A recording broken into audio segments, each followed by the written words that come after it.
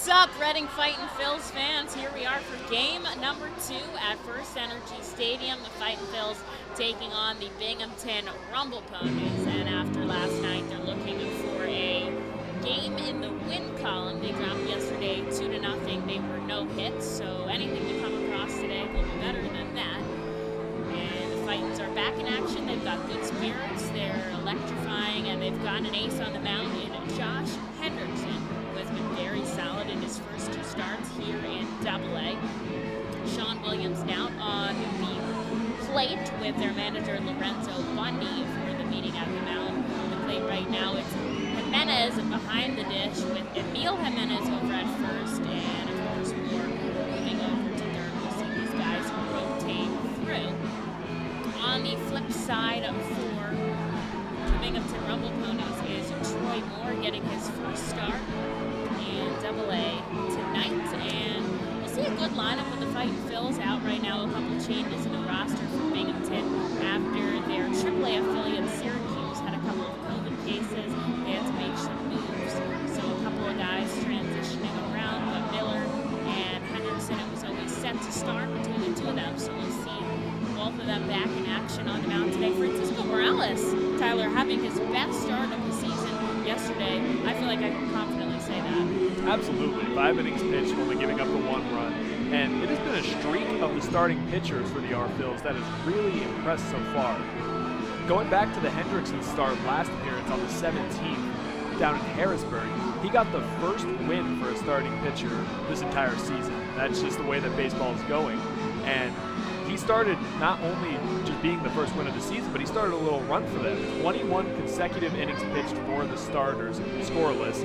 Then Morales goes out there, gives up the 1 run to break that streak, but still 26 combined innings for the starting staff in their last 5 games. Only 1 earned run. It has just been great overall, but Morales was fun to watch last night with 9 strikeouts. Yeah, Morales with a team high 44 Ks on the season, which you're right. It was fun to watch that happen, and of course, it's been tough to see him get overmatched because he really had such a stellar performance. But the Fightins coming back today. They're looking for a win here as they're coming off of a hot streak against Hartford and Harrisburg.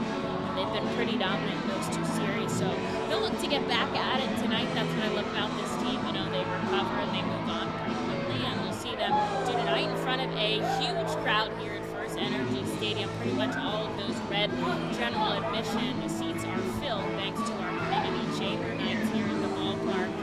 And some kids playing out in the field, in the pool over at Bright. We got our group areas filled, the 67 Club in the deck, so it is going to be a great night here at the ballpark. The sun is shining overhead. It has all day.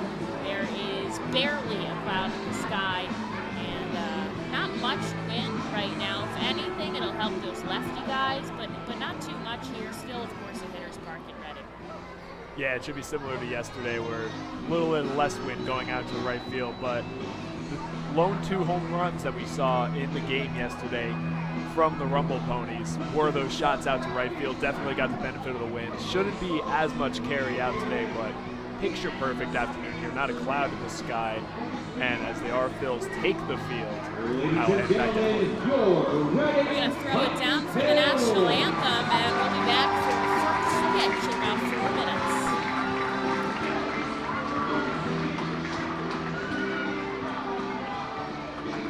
Ladies and gentlemen, please rise, stand, and please remove your hats. We invite all active military and all veterans to please salute the flag. And now, please welcome Kim Sheffy from the band Buja Day, who will perform our national anthem.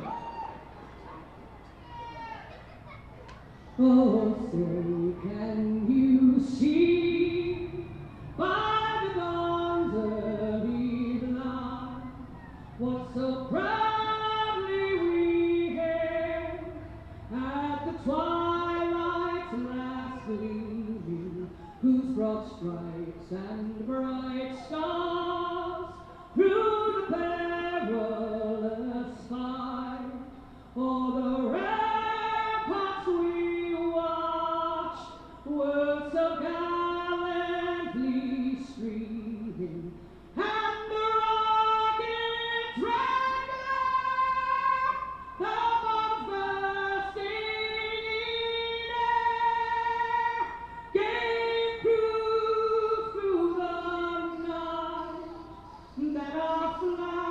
was still there.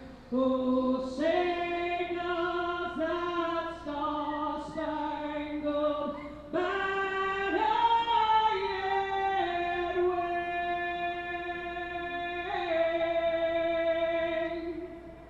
Oh, the land of the free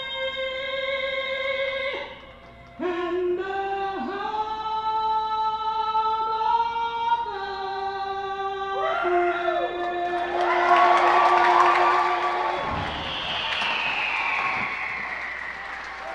Well, a great rendition of the national anthem thanks to a band member from Vuja Day here. They're playing in our pregame concert, and I think we'll see them postgame as well. And the fireworks going off out in center field like they typically do. And Josh Hendrickson out warming on the mound. The defense from left to right in the outfield, Josh Stephen getting the start over in left. And Logan Landon, his first start after we saw him pinch hit last night, but they picked him up from the American Association Indie Ball in center field. And Bonifacio shifting to right over in the hot corner. McCarthy Tatum, who had some stellar plays yesterday, fielding some ground balls on the run and making throws. Of course, the middle infielder remains Stott and Brita, with Madison Stokes getting the start at first tonight. Rodolfo Duran behind the plate. Play ball is shouted here. A very excited fan they chose in a New York Mets cap, which I don't know how I feel about that, but she's ready for baseball, and so are we up here in the press box. Let's make a good day a great day with some Reading Fightin' Phils baseball. And Hendrickson throwing some final warm-up pitches to Duran. And as Tyler said, he comes into this game 1-0, just 2 starts in Double-A with a 3.00 ERA. 6 strikeouts in 2 games for the lefty, and he got the call up in mid-May from High A. And he's fit in pretty well so far. He kind of came at that time where we got a couple of big transactions, which I felt like helped shake up the Fightin's roster, and kind of guys like him, Perkins, Billy Sullivan, Marconi, Zarbnisky, kind of all came around the same time. And I felt like with those addition of those really good, starting arms and bullpen guys, the team has really come together. Yeah, you're right. I mean, for Hendrickson and Perkins to just insert themselves into the starting rotation when there really wasn't a determined starting rotation at that point, for them to fill those spots and to do great as they have so far has been a very great sight to see and an inspiring sight to see throughout the entire organization. And with them kind of came the de-escalation of the whole piggyback system. Now we've seen guys go 5, 6 innings in his last outing. Hendrickson went 5, the longest is Perkins being 6. But now we'll start things off for game number 2 as Hendrickson delivers the first pitch to Carlos Cortez. It's a foul ball chopped up the line. Hendrickson going over to field it, but the umpire Jimenez says it is a foul. First pitch coming in 7:06 p.m. It is 73 degrees out, clear skies, and just 4-mile-an-hour winds, I would say varying right now, Tyler. Yeah, and that's what you're going to see from Hendrickson there. First pitch is fouled off into his foot. This is a guy that doesn't allow hard contact. He's got a whip on the season below 1, so that means he's allowing less than 1 walk or hit per at bat. He's only given up 8 as he's come up so far, so he will throw it in the strike zone and see what you can do with it. And he's remained pretty composed even when he faces some stressful innings. A couple guys taking some time on the base paths. He's been able to hold steady. Infield playing back deep. Duran setting up on the outside corner. Here's the 1-2 from the lefty, and it's hit into right field, but there's going to be Bonifacio. He heads back and makes an easy catch out in right. It's 1 out now in the top of the first. The Vikings looking to get through a clean first inning. We saw that yesterday with Morales. He got through 3 successful, and that home run came in the 4th. But it was a nice start to the game for both sides. Yeah, and that's just the difference of the pitcher. That's when you're Morales and you're such a power-based pitcher like that, that's where you're going to get beat, are those long fly balls that just find a way to get out. I didn't think he got a good hit on the ball, just unfortunately playing the ballpark. He gets the loss that way, but still, a great performance for him, but Hendrickson should be a lot of the opposite. Mangum fouls the first pitch. He sees a great catch by a fan who will go home with a souvenir. You love to see that. And you know what's interesting, Tyler? I was reading about the Savannah Bananas are trying. And did you see that article? Oh, I've watched.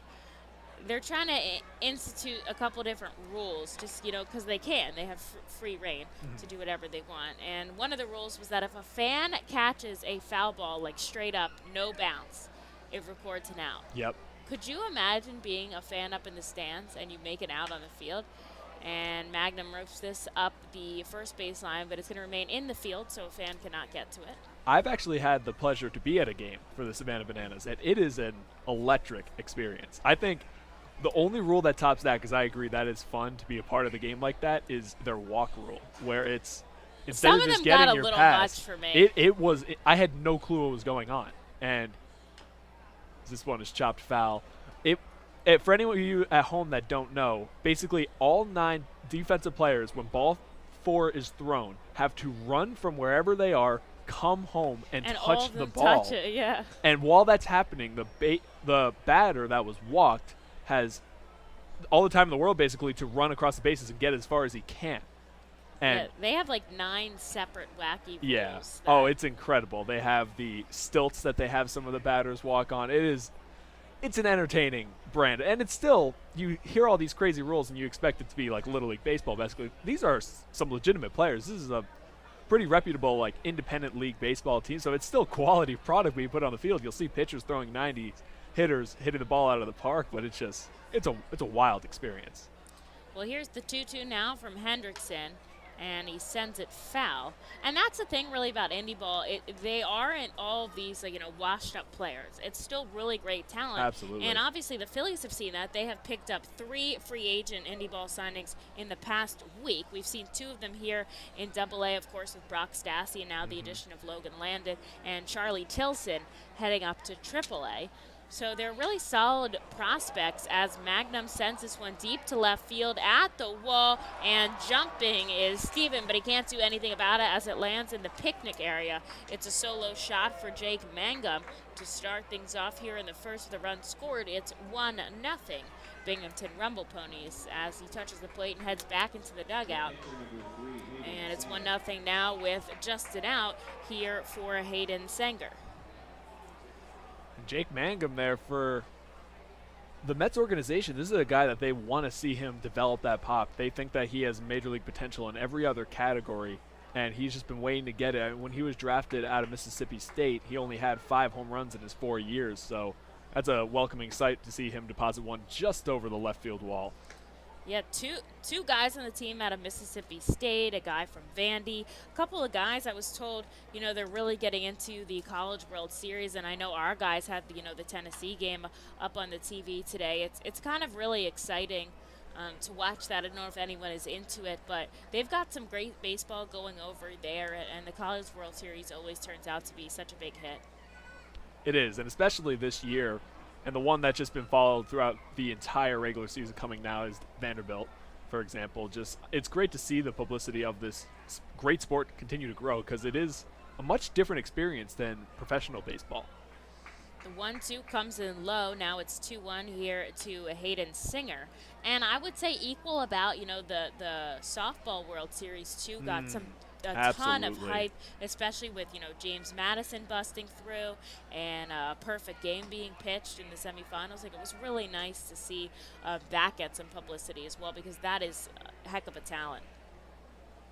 Absolutely, as both of them deserve. The college atmosphere around it when you're at the game is unlike anything else, really. The 3-1 upstairs, so Singer now going to head to first on a walk. And Hendrickson trying to get out of the first inning. Now he'll face Mark Vientos. Yesterday, Vientos had that solo shot in the 6th. He also had a single, so he had a 2-for-4 day. And the cleanup guy will head up to the plate with a runner on and just went away. Yeah, Vientos is a bat that they are excited about.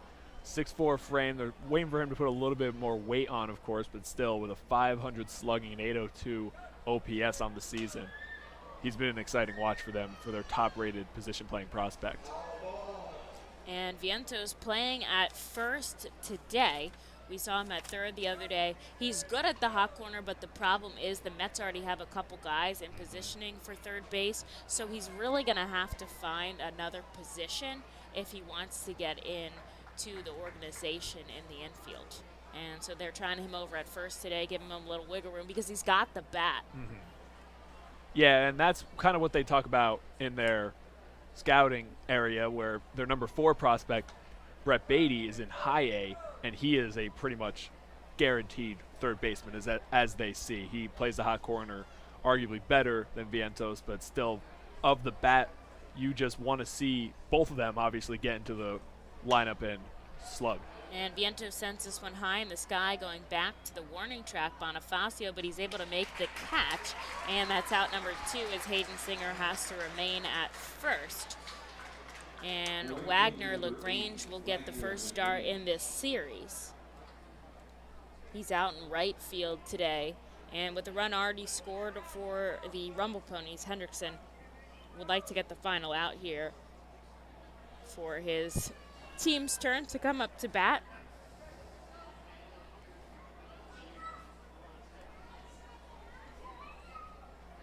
Joined Reading just about 2 weeks ago, the start of June, and is first offering a ball upstairs to LaGrange. LaGrange 246 with 29 hits. He's got numbers all across the line. Couple doubles, homers, and a triple to his name. This one, he lofts up, coming over, Daniel Brito, Stokes, and it's Brito who can't make the catch. He loses it in the sun. They're going to tag him out at home. Here's the pitch from Duran, and he makes it right on the money in front of the plate, and Singer tries to take a couple extra bags off the dropped pop-up by Daniel Brito in shallow right field, but he makes up for it with a solid throw home, and that saves a run from scoring. So they're going to get Brito an error there, but they make the play at home, and the score 1-0 as we head into the bottom half. The Reading Fightin' Phil's birthday party package is the best way to celebrate a birthday. Whether you are a youngster or an adult, there is no better birthday than a Fightin's birthday.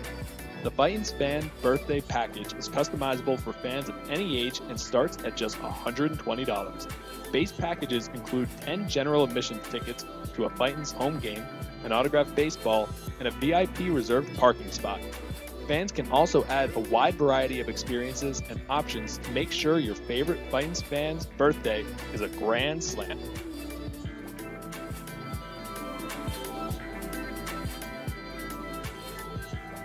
Customers Bank is a proud continued partner of the United Way of Berks County and the Ready, Set, Read initiative. Ready, Set, Read programs focus on improving literacy skills for children from birth through 3rd grade. The Fundamentals of Reading are a community-wide initiative that bring together schools, businesses, organizations, and individuals throughout our area to improve early grade reading success. Customers Bank and the United Way of Berks County are committed to reading success and urge you and your business to support this worthwhile initiative.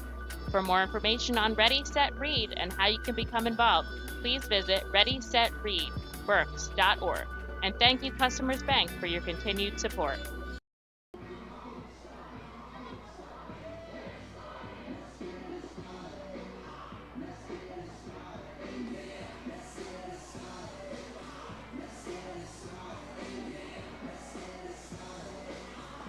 Well, out on the mound for the Rumble Ponies is Troy Miller. Now Miller started his season off with a different organization. He was with the New Hampshire Fisher Cats. Now he's over here with the Rumble Ponies, and he'll get his first start right now. Yes, he'll be welcomed over in a move from the Blue Jays. And that was a trade as they were going for Jacob Barnes, who got sent over to the Blue Jays, looking for some immediate bullpen help at the major league level. So in exchange for that, a player-to-player trade, unless there's a player to be named later, they look for the anticipation. Look on with anticipation, I should say, for Miller. And they gave him the number 2 spot start here today, which, you know, says a lot about what they think of him as a pitcher. And he sends the first one outside to Daniel Brito. It's a ball. And his next offering is sent right back up the Miller. Daniel Brito starting today off with an extra base hit. He's in for 2 solidly. A good throw in by the center fielder. And Brito's going to stay at second, but he starts it off with a double. And great to see an extra base hit out of Daniel Brito, because yesterday coming off a tougher game, and obviously he's been a very successful leadoff batter, so it's nice to see him kind of, you know, stay standard in that role. What's the best way not to get no hit 2 straight games? Get a hit with your off. first at bat. Yeah, Daniel Brito, obviously, everyone had a tough day yesterday. He was the only one that got 4 at-bats. This is a guy, when we say this stat pretty much each and every week, he has now the same amount of extra or multi-hit games as he does no-hit games. So he is just as consistent can be, and it's great to see him start it off once again after a rough one. Bryson Stott stepping into the lefty box. This wind is going to help lefties, if anything, today, pushing a little bit left to right, and Brito's got a nice lead off second, although Rodriguez trying to cover. Instead, Miller comes home, and it's low. 1 ball, 1 strike now. Fightin would love to start this game by getting ahead here early in the first. Hendrickson allowing 1 run in the top half. And the offering by Miller chased by Stott. That's strike number 2. That's a devastating righty on lefty changeup. The only real advantage a righty pitcher can have in that offhand matchup is to break one off that floats to the other end, and Stott fell for it on the outside half. Looking back as Miller instead will come home. Bryson Stott taking this deep to right center field. Going back at the wall, and Mangum can't get it. Bryson Stott, as sweet as pie, he'll make this game 2-1 here for Reading in the bottom of the first half, and not an out on the board. He knew that one off the bat, even though center fielder Mangum tried ranging over and leaping onto the fence to make the play, but that one was a shot. Fastball middle, he didn't miss it. Bryson Stott's 3rd of the season.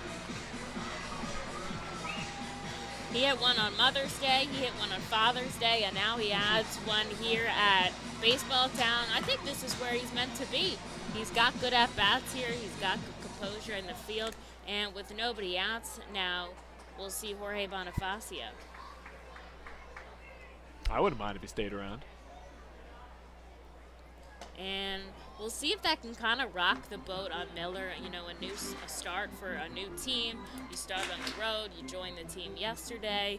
It can be tough, and if the Fightin' Phils can eat into him early, they can knock around a little bit and hopefully kick the starter out pretty early on. Bonifacio sends this one the other way, but it goes way too far into the plaza, and there is strike number 2. Yeah, he has 7 starts on the season, make it 8 after today.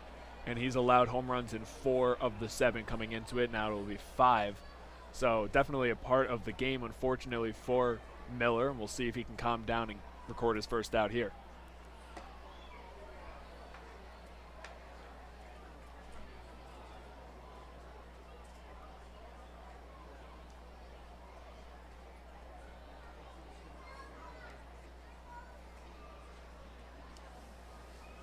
Infield back deep here to the righty. Miller kicks and fires. Bonifacio holds off on a pitch in the dirt, and it is 2-2. Phillies had a eventful day game today. They fell to the Nationals 13-12. I don't even know if eventful covers it. There was 2 grand slams in the game. There was a back and forth the entire time, and unfortunately Philly fell on the losing side as Bonifacio fouls one into the net. Yeah, baseball, not usually a game known for a ton of lead changes. This one had 7, and it was the first game in MLB history where both teams hit a grand slam and a 3-run homer. That's pretty exciting. The Phillies recorded 15 hits and the Nationals 12.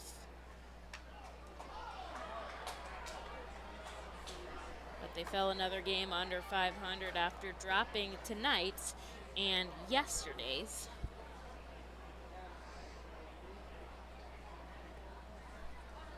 Bonifacio making him work here, still stuck in a 2-2 count. A couple of hard foul balls to the back of the screen, something you like to see from him. And he'll strike out swinging, chasing a changeup in the dirt, and that'll be out number 1 for Troy Miller here with Madison Stokes up at the plate. Number 15, Madison, go!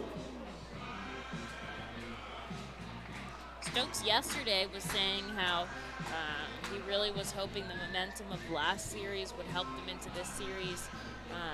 You know, he really liked the ABs that the guys were taking. Now everyone's going deep in the count over the series, lots of foul balls.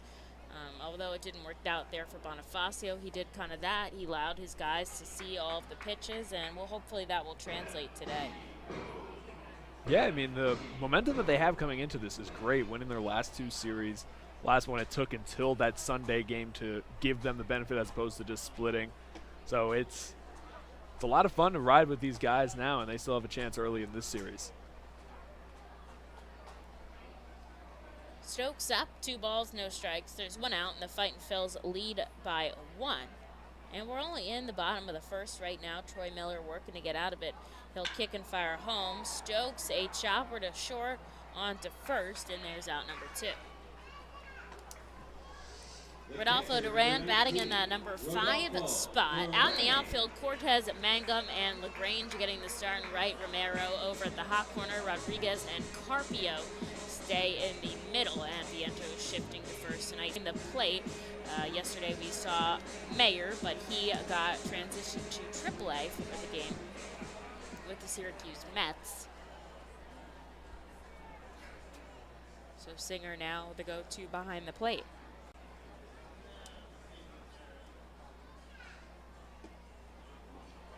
Duran sees a called strike, and there's 2 outs now in the bottom of the first. Duran, obviously a short sample size, unfortunately spent some time on the IL, just his 11th game. Still looking for walk number 1 on the season, so we'll see now if he starts to get more comfortable, get more at-bats day in and day out, if he'll start being able to see the ball better and get more selective in his pitch selection.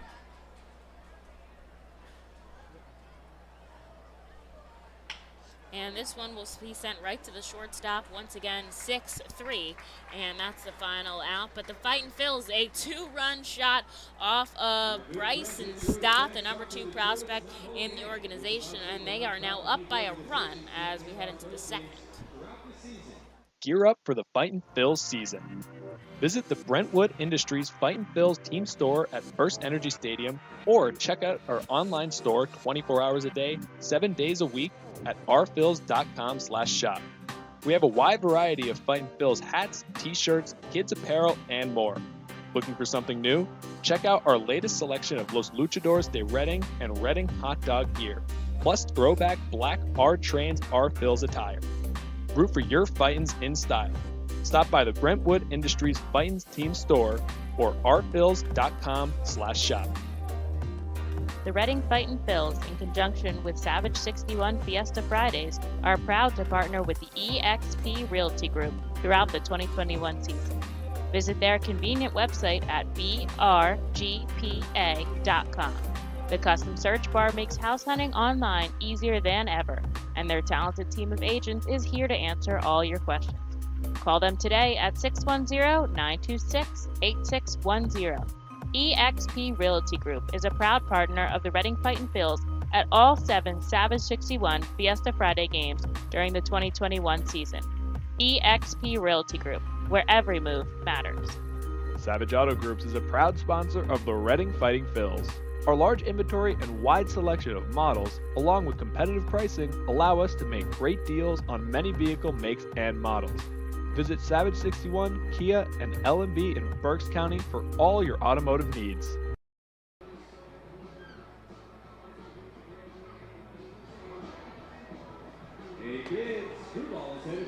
Well, here we go into the top of the second, and the Fightins have put themselves on top in the bottom of the first. A nice, easy two-run home run by the number 2 prospect, Bryson Stott. And we've seen all the runs coming on home runs so far in today's game. Josh Hendrickson coming out for another inning of work. He took 21 pitches to get through the first to Miller's at 19, so they're pretty evenly matched right now. And he's going to face off against the heart of the order with Luis Carpio. This one back deep to center field, but Landon at the warning track makes an easy catch. And that is out number 1. Logan Landon getting the start after being signed on the 20th and added to the Fightin's roster just yesterday out of the American Association. He is so excited to be back in affiliated ball. He just seems, he's had some affiliated experience with the Dodgers, spent a couple parts of time in indie ball, and now he is back and ready to rock and roll. And he'll provide a veteran presence, but he's also, they didn't just bring him back because they needed bodies. They brought him back because they thought he would really add, solid contribution to the team. And here's Yoel Romero. Will take 2 strikes from Hendrickson, who's working a little bit quicker now. Shadows crossing about half of the field, weaving in and out of the infield, and the lefty kicks and fires home. This one bounces on the plate, and it's 1-2. The Ponies, 1 run, 1 hit. Reading, 2 runs, 2 hits, and 1 error in the field.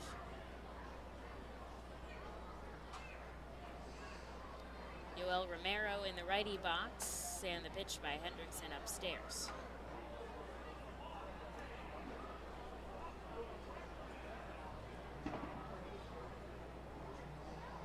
Duran has looked pretty solid behind the plate. In all of 2019, he didn't make an error as Romero strikes out swinging. And it's a quick 2 outs there for Hendrickson with Manny Rodriguez up. Yesterday, he made his first error of the season. It was a throwing error, and I think that is perhaps, I don't want to say less concerning, but better than making a plate error. I don't know how I want to phrase that, but a throwing error can be, Yes, that's obviously, it could just fixable. be one of a million things that could go wrong. His skill set behind the plate is ingrained in him, you know what I mean? And you could tell, he's very he's composed back there. Exactly, that was the word I was looking for. And the play that he made the error on, he made a nice block to keep it in front. It trickled a little bit further away than he would like, and it was a strikeout throwing it over to first. Just sailed it a little bit high. It was a very difficult play to make. It was a wild pitch, so it got away from him, And that's obviously by the letter of the law, you have to qualify that as an error because there's no other way he would have reached first in that way. But that being said, that's a difficult play, and that's an error. Well, Rodriguez here with a 1-1 count, and you can make 1-2 with a called strike from Jimenez behind the plate. A quick 2 outs here from Hendrickson, trying to get out of the second inning without using as many pitches.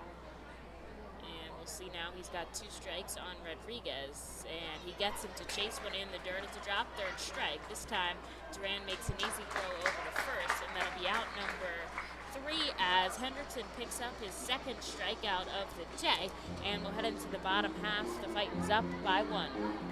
What does it mean to bank locally with Tompkins? It means keeping your money in your community with a team of neighbors to guide you through big decisions and milestones, plus all the convenience of our mobile app where you can manage your account, deposit checks remotely, send money to family and friends, even turn your card off if it gets misplaced, then back on when you find it. Ready to bank locally with the team at Tompkins? Visit Tompkins Vist Bank online or at a branch to get started. Member FDIC, Equal Housing Lender. Copa de la Diversión is an initiative of MILB which creates alternate identities for teams across the country wishing to better reach out to their Latino communities. The new identity represents more than a luchador. Luchar means to fight for, and luchador translates to fighter. But it also signifies a specific type of fighter, a masked wrestler. The mask logo pays tribute to some of the most notable elements of the city of Reading. Embodied in the luchador's masks is Reading's pagoda, surrounded by 23 sun rays representing the Latin American countries and Puerto Rico. Down the bridge of the nose is Reading's fire tower. Home plate serves as a luchador's mouth, with FirstEnergy Stadium's facade creating the upper lip. Below the chin are train tracks, symbolic of the historic Reading Railroad. And along the side are baseball seams, a nod to Baseball Town's rich history. Fans can look forward to the Our Phils players suiting up in Los Luchadores de Reading caps and jerseys on specific games throughout the season.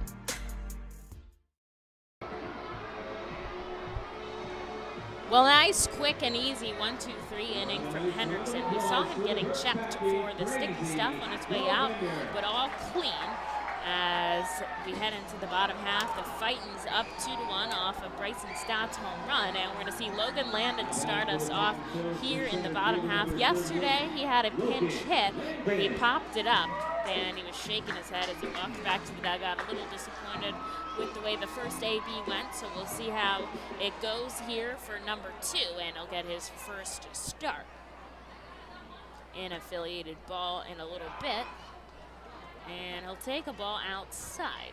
I was talking to Landon before the game. I was asking, you want a walk-up song, man? And he was like, nah, not really. And I was like, are you sure? And he was like, yeah, I really don't care. And he sends one high in the sky, but it's going to stay in the field. Cortez coming over. The players are fighting each other for this ball, which, weird. And it's Rodriguez who makes the catch, ending up in foul territory. And one guy is, Cortez is like, what are you doing, man? Why are you pushing me out of the way? But the out is out, I guess. I don't know why he'd push your teammates out of the way. But one out now in the top of the second. But anyways, he did not care about his walk-up song, which is very, I feel like it's very one or the other. The guys are so particular about their song. It's got to be this, starting at this second. And then some guys are like, yeah, whatever's the vibe, whatever the crowd likes. Very interesting to see the difference. And that's what I love about baseball players the most, is there are some creatures of habit that if one aspect of their pregame routine or one aspect of when they walk up to the plate is different, their entire mood is off, their entire game is off potentially, where there's other players that could have every adversity thrown at them. And that's why it was probably a great idea that they threw Landon in the pinch hitter spot yesterday. Hey, your first at-bat as a Reading Fightin' Phil, go break up a no-hitter. Like that, he seemed like a cool, calm, and composed guy that might have been able to get the job done. It's fun to see. Tatum does the same thing. This time it's going to be in fair territory. Coming in is LaGrange. He loses it in the sun, but he ends up making the catch out in right field. And there's 2 quick outs now for Troy Miller. And after he gave up that 2-run home run, he's now retired the next 5 batters in a row. And, maybe he needed some time to settle in, but that doesn't erase the 2 runs that have already scored. The Fightin's up by 1. And Josh Stephen here at the plate. Yeah, it's a great job just to come back into it, get back into a rhythm. And this one, a liner right into the glove of Carpio. Josh Stephen is absolutely robbed. And that will end the bottom of the second inning. The Fightins retain their 2-1 lead here as we head into the third.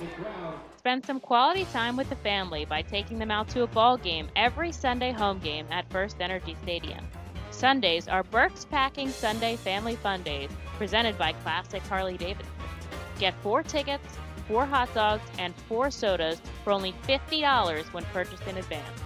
Burke's Packing is a family-owned and operated meat processor located here in Reading, specializing in hot dogs, ham, specialty meats, and more.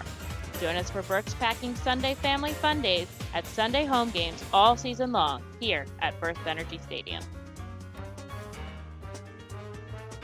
The Fightins feature special post-game concerts throughout the entire season with more live music than anywhere else in Berks County. Each post-game concert features $1 off St. Boniface Brewing and live music on the T-Mobile stage. That's post-game concerts thanks to St. Boniface Brewing. From the cleanup position, there's no one better in the field than J.P. Mascaro & Son. Trust the familiar Mascaro Blue Elephant to provide dependable, quality service for your home or business. Make our team your team, whether in a pinch or for the long haul. Like the Reading Fightin' Phils, we're the best in our field. We are hiring and have open positions in Berks County. Check our website for open positions at jpmascaro.com or call 1-888-MASCARO.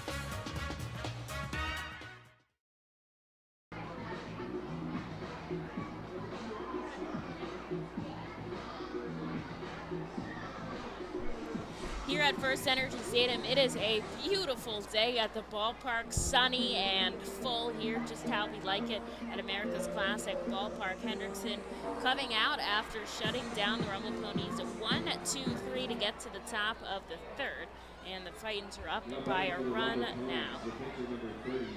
Hendrickson's going to face off the pitcher, Troy Miller, as they go head-to-head in this at-bat.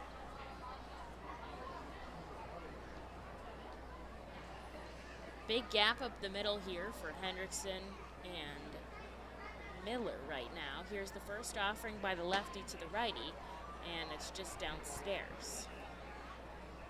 And as we've seen so far throughout the first two innings, both Miller and Hendrickson get a majority of their outs through the air.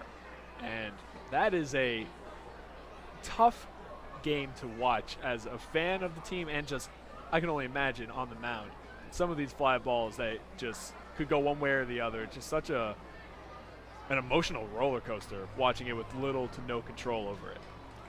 And Miller fouls one back. It's 1 ball and 2 strikes. I totally agree. I feel like I have solid depth perception, and even sometimes I'm like, you whoa! Still never know. And then it's like caught out in the field. Or sometimes I'm like, no way. Yeah. And then it just sails over the wall. So I can't imagine these fans out here watching along with us as Miller pokes it one outside the strike zone, but he makes a little bit of contact, and the count's going to remain 1-2. Especially when you see the ball leave the park early, both of them, so you know that you're not getting some of those benefits that will stay in the park. I mean, Hendrickson had 19 and 11 fly balls throughout his first 2 starts here in Double-A, and then Miller hasn't reached over 14 yet, so a little bit less, but still, both of them having to go through that pretty much each and every ball hit and play. And he'll get Miller out on strikes, so it'll be a good out picked up here in the top of the third. And Hendrick has recorded the last 3 outs as strikeouts.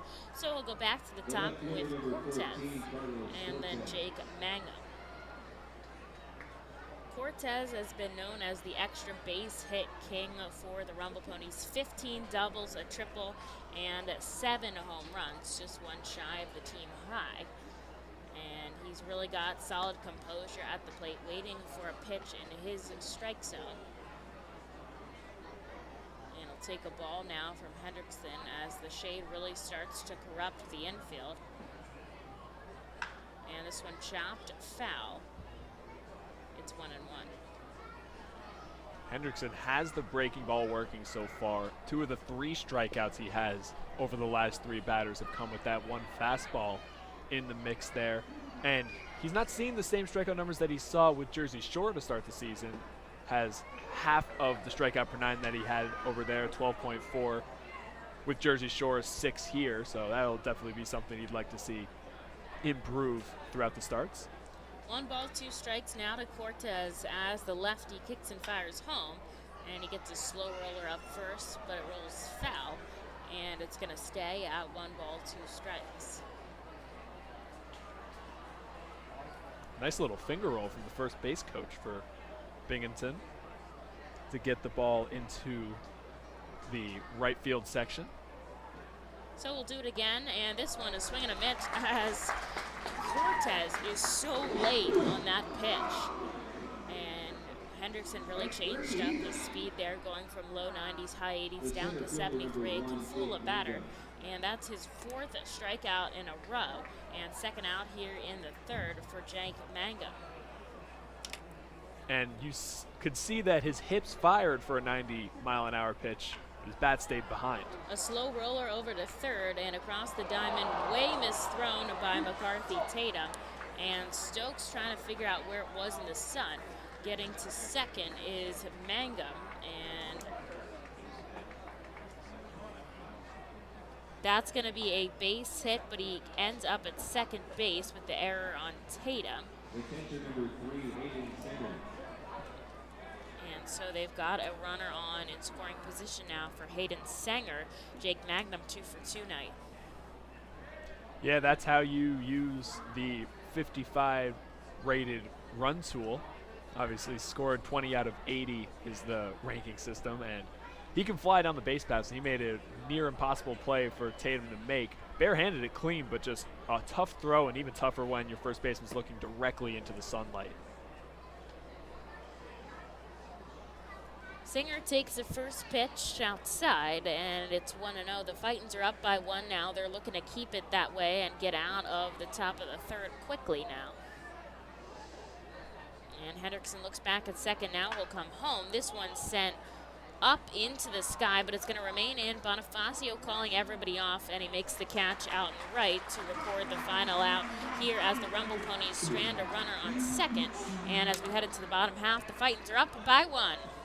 From the cleanup position, there's no one better in the field than J.P. Mascaro & Son. Trust the familiar Mascaro Blue Elephant to provide dependable quality hauling, disposal, and recycling service for your home or business. Make our team your team, whether in a pinch or for the long haul. Like the Reading Fightin' Phils, we're the best in our field. We are hiring and have open positions in Berks County. Check our website for open positions at jpmascaro.com or call 1-888-MASCARO. Join us as we celebrate Reading's Hispanic and Latino culture during 7 Friday home games this season. The Savage 61's Fiesta Fridays, presented by Alex Betanzas of eXp Realty, Humane Pennsylvania, Supportive Concepts for Families, Children's Home of Reading, and Mao Beer.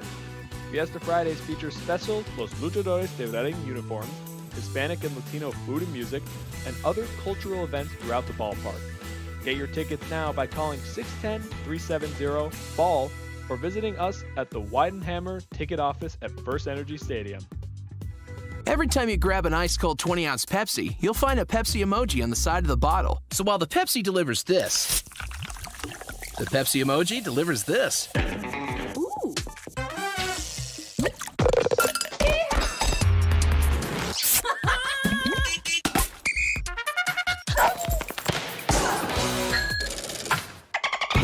So go ahead, crack open a Pepsi and tell the world how you feel and what you love with Pepsi emojis. Say it with Pepsi.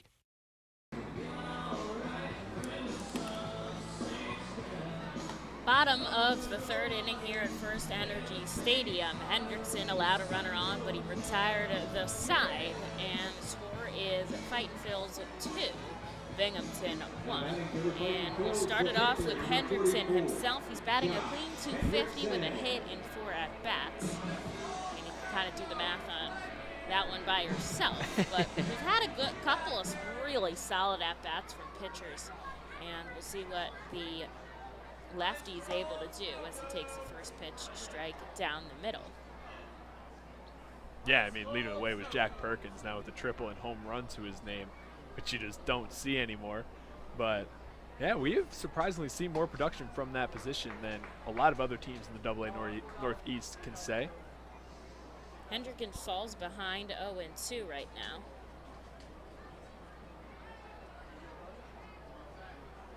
And here's the offering by Miller, and he'll strike out swinging, chasing a fastball upstairs. 94 on the gun for Troy Miller. That's out number 1 for Daniel Brito. Brito and Stat are the only offensive production so far in this game, and that's what has put the Fightin' Phils up right now. So we'll turn to them to see if they can have a good second go-around against Troy Miller. A simple formula to start. Get the leadoff into scoring position right away, and then the number 2 batter drives him in. I would be bold to say that they're trying to do that again. The first offering here to Brito, it's low, 1 ball and no strikes.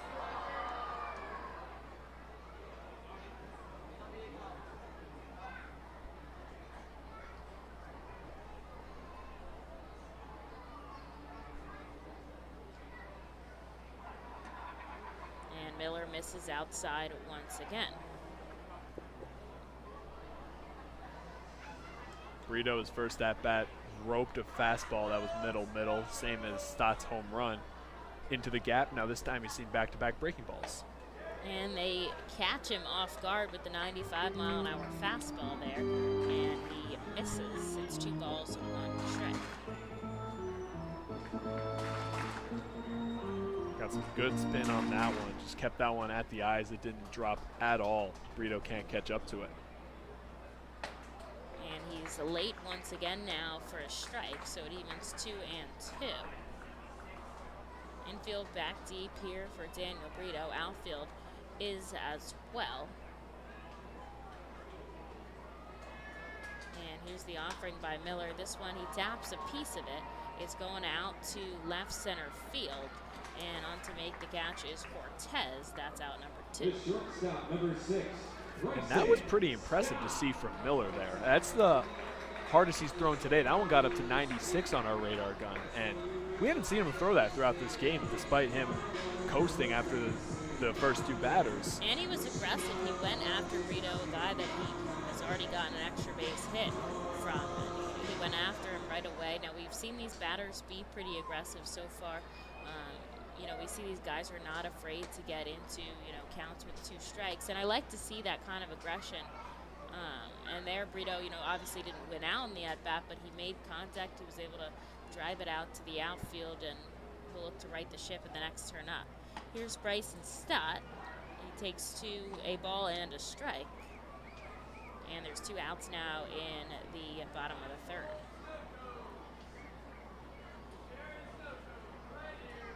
Sean Williams over on 3rd. Neri Luis Martinez, the first base coach. And stepping back, sending it home, is Miller. He gets a swinging strike out of Bryson Stott. Fightin's out there in their pinstripe home jerseys with the red baseball cap, the F fist on the front, and the Rumble Ponies in their road grade pants and the pinkish red shirt, once again with the black ball cap.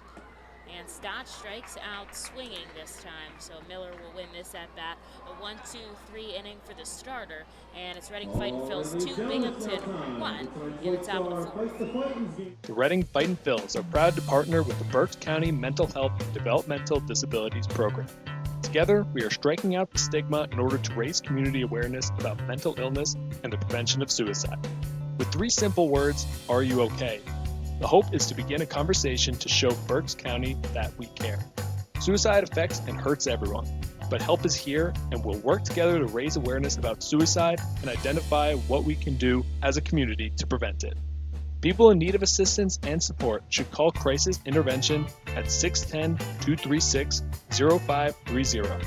That's 610-236-0530. Cornwall Manor is an active senior living community on a 190-acre wooded campus in Cornwall, Lebanon County. The community offers independence and opportunities for wellness and fitness, as well as educational and musical programs, and the peace of mind of having convenient health care on site. Cornwall Manor offers a range of residential choices, from apartments to homes. Prospective residents are welcome to visit us for lunch and have a chance to learn more about the community. More information is available online at cornwallmanor.org. Cornwall Manor, celebrating 70 years of senior living.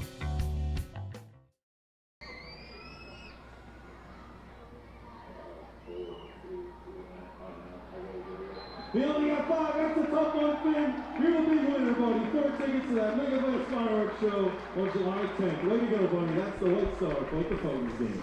Well, heading into the 4th, the starter will remain for Hendrickson. He went 4 in his first game and 5 in his second, so hopefully we'll see a solid 5. He's pretty solid on his pitch count right now, 45 through 3, and Miller just beyond that with 37. But we've seen these guys get a longer leash now. Haven't seen anyone past 88, but we've seen guys anywhere from 60 to 80 in their starts, and I think Hendrickson will go as long as that count allows him to, and as long as he's still, competitive in the game. He's going to face off the heart of the order, though, Mark Vientos, and he'll take a first pitch outside. 1 ball, no strikes.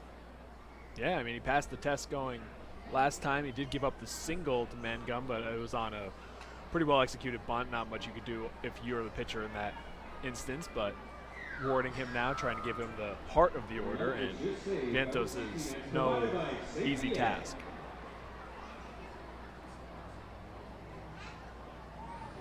Hendrickson kind of stands forward at first, then he turns sideways, kicks his right leg out, and throws home. It is a ball.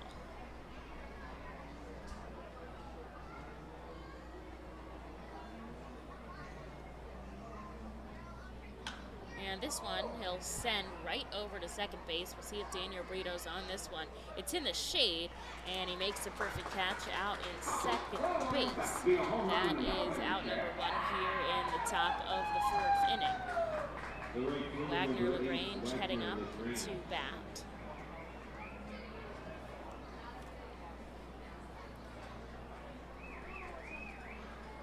Now, we didn't see LaGrange yesterday, but he is 25 years old down at the Dominican Republic. They picked him up in 2015 back in the 5th round. This is his first year in AA though, so kind of middle of the pack age-wise, but getting some high leverage experience here with the Rumble Ponies. And he's got a solid start numerically. He's got a 373 slugging, a 681 OPS with 4 doubles, a triple, and 3 homers, and brought in 18 RBIs on the season. And LaGrange now thrown off balance by a pitch from Hendrickson. It's 1-1, and now the lefty deals again. And this one will be popped up into the main seating bowl, and it bounces off a seat, a diving catch. And a man in neon green was able to make the play. Not sure what team he's out here supporting tonight, but it'll make it 1-2 now to LaGrange. This one inside, and he has to bounce back. It's 2-2.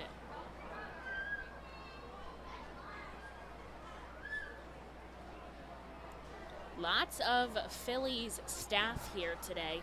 Some developmental coaches, the hitting coordinator, a bunch of coordinators out, roving instructors, just seeing how everything is going. This one fouled up the right field line, and it will head into the stands as well, although Bonifacio does hustle over. And I like when the guys hustle over when they know it's like, well, that one was like probably like 10 rows into the grandstand, and they're still running over. Can I make the play? And that's how you know somebody gets a good jump. The fact that they, as soon as the ball is hit, they just start running, even though it's about 50 feet out of range. It's feet first, then think. Yes, right. And it's in the dirt, so now it's a full count here to LaGrange. 1 out in the top of the 4th for Hendrickson. He's going to try to take him down quickly here. The Fightin's up by just a run.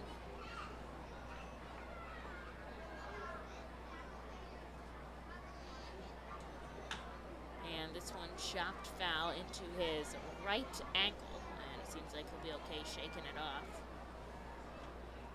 It's just another time that you see a Rumble Pony take a confident swing off a pitch that they think they can barrel from Hendrickson, and then they're just a tick off. Hendrickson's that type of pitcher that shows that this is a game of inches, because that could have very well have been gone if he got it off the clean part of the bat as he fouls another one away. However, instead he just hits it 90 miles an hour into his shin. And it's just that little tick off. It's that deception that he has out of the hand, never knowing what pitch is going to be coming. So we'll go again now as Hendrickson gets him to chase a change up, and there's 2 away now in the top of the 4th. A beautiful pitch, and his 5th strikeout of the game today. Pretty solid on his last outing in 5 innings. He only had 1 strikeout today in 3 2/3. He already has 5. In his most for the season is 7 in 4 innings of work. So we'll see if he can get there. But this one going to be chopped to Bryson Stott. He double pumps it, but sends it across the diamond. And that's another 1-2-3 inning for Josh Henderson.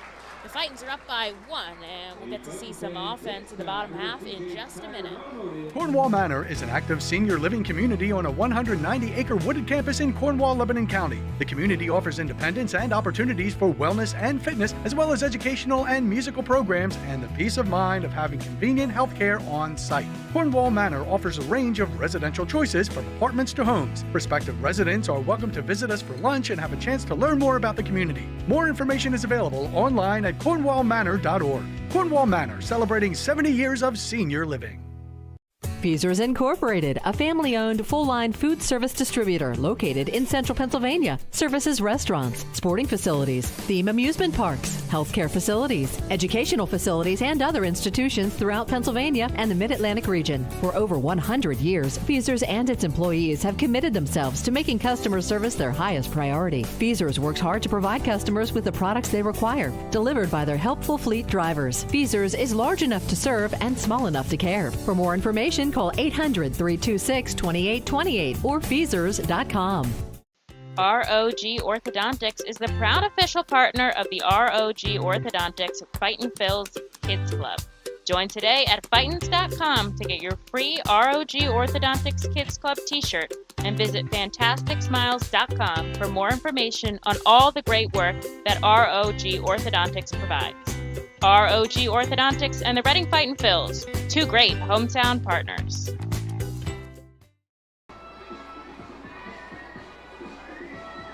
Bottom of the fourth inning, Hendrickson has done a pretty solid job of shutting down these Rumble Ponies, especially after last night. We're going to see Bonifacio started up against Troy Miller, who comes out for another inning of work. And we'll see how Bonifacio matches up this time. Last time he struck out on a high fastball, and we'll see if he's able to remain composed during this at-bat, as the Fightins would love to tack on some insurance runs as we approach the middle part of this ball game.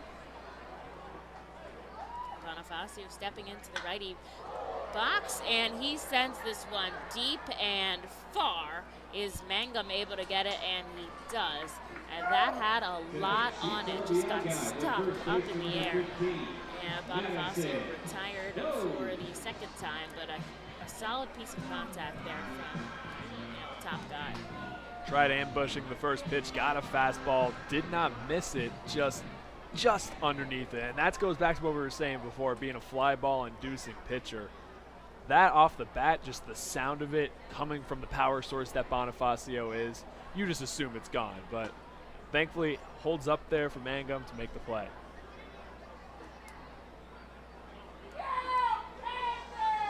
So Madison Stokes is going to take a first pitch strike, and the righty Miller sends one home, this one downstairs.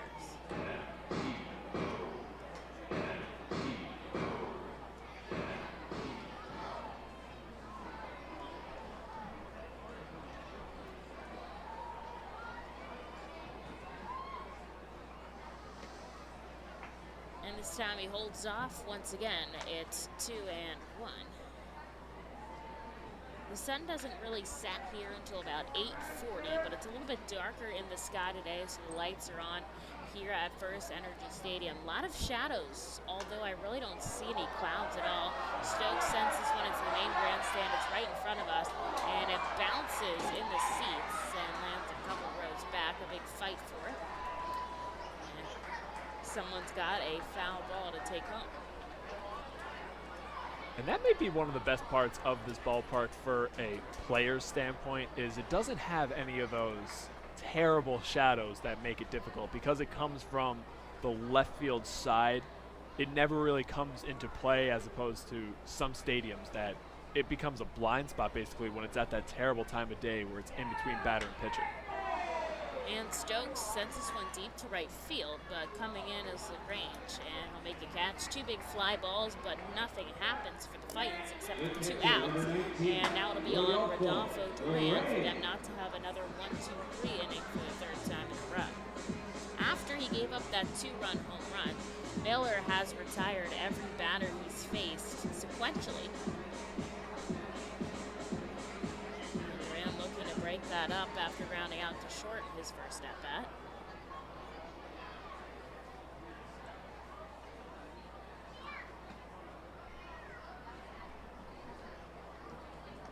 Duran, the catcher, really shows his flexibility when he's also in the batter's box. Has a low squatting stance, kicks his left foot back a little bit. Just looks like very corked up, ready to explode on the ball.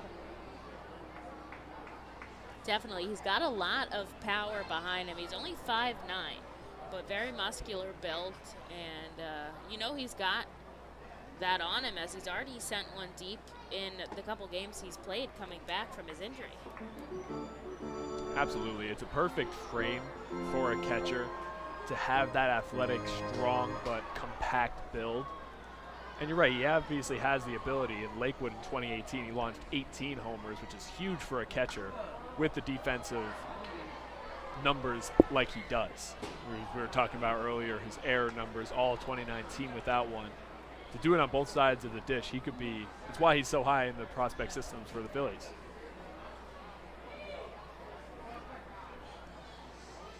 Well, now he's got 2 strikes on him. And Miller looks out over the third baseline. He'll send it home. Duran deep to left field. It's going to bounce in front of the White Star billboard over to Mangum. And he's going to cruise into second. A stand-up double here for Rodolfo Duran to get himself on base now with 2 outs. And that was a huge pickup, whether or not I think the Fightins are able to make some of this. Obviously, hopefully they do. But I think just to be able to break up that, array of outs is going to help them mentally. Yeah, you're right. I mean, it was 11 consecutive batters sat down after the first 2 batters of the game went double and home run. It looked like it was going to be a completely different game than we are currently in right now in the bottom of the 4th, only 2-1. And Duran right there, a little 2-out rally, handing it over to Landon, who would have a great chance to get his first hit as an RFL, be a meaningful one here.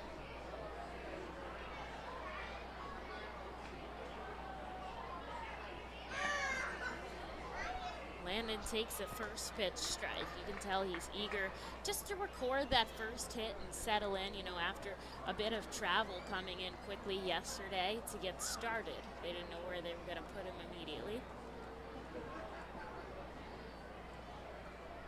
Duran over on second. This one he pokes the other way. Is it going to stay playable? No, it heads into the stands. And he falls behind 0-2 now. Yeah, and you're right. I mean, this is a guy, when he was the same season in Independent League, 26 games, had a .390 batting average, above a 1.077 OPS. That's a guy that just matches day in and day out. Now, you obviously want to jump right back into that because it's tough, because he really hasn't seen any struggles throughout that short season. And this one is going to be into shallow center field. Mangum able to make the catch, and the Fightins will leave a runner on the base paths. And as we head to the 5th inning, Reading still up by 1. The Fightin Phils know who to call for trash and recycling services. A proven winner, JP Mascaro & Sons. The industry leader for over 50 years. Trust the familiar Mascaro Blue Elephant to provide dependable, quality service for your home or business. That's JP Mascaro & Sons, one of the top companies in its industry. Trash and recycling services for home, business, and industry. We are hiring and have open positions in Berks County. Check our website for open positions at jpmascaro.com or call 1-888-MASCARO. JP Mascaro & Sons, ready to serve you.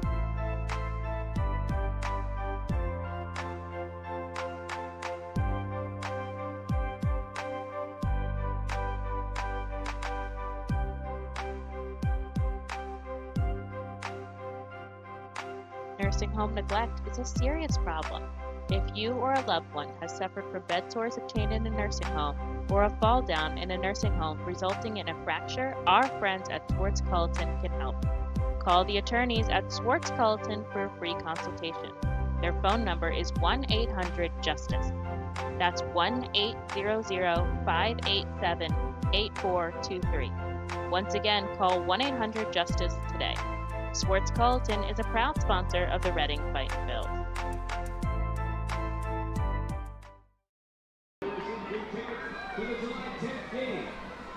Well, Evan pointed out to us in the inning break that the Roomies hit a home run tonight. Bryson Stott and Bryce Harper both had a home run in this in their respective games for today. And Bryson Stott always a nod to Bryce Harper whenever he hits a home run. Those two are close friends. And it's nice to see them do it on the same day. I'm sure that Bryce will give Bryson some platinum recognition there. Always a good moment for the two of them. And that's what puts the Fightin' Phils ahead by a run here as we head into the 5th inning. And it is going to be Hendrickson who comes out for another inning of work. Nobody warming in the pen on either side. He's only at 59 pitches right now, and he went to take on the Rumble Ponies 1-2-3 back in the 4th. And his first offering, a liner, a diving stock, can't come up with it. He looked for that range deep in the hole, and it was a nice dive, but just evaded the glove. Yeah, that would have been also in the text from Bryce, I'm sure, if he made that play. A low liner in the 5-6 hole and just out of reach. Stott looks at his glove now. If he had, what, half an inch on, he would have at least knocked it down. But a solid single there for Romero. So there's one on, nobody out, and the Fightins are set up nicely for the double play with Manny Rodriguez up.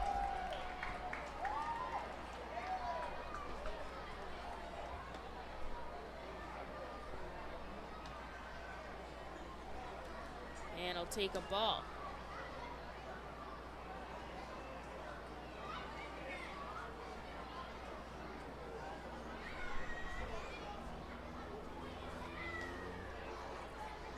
They're going to go with the pickoff attempt over to first, although Romero kind of pretty much just standing on the bag.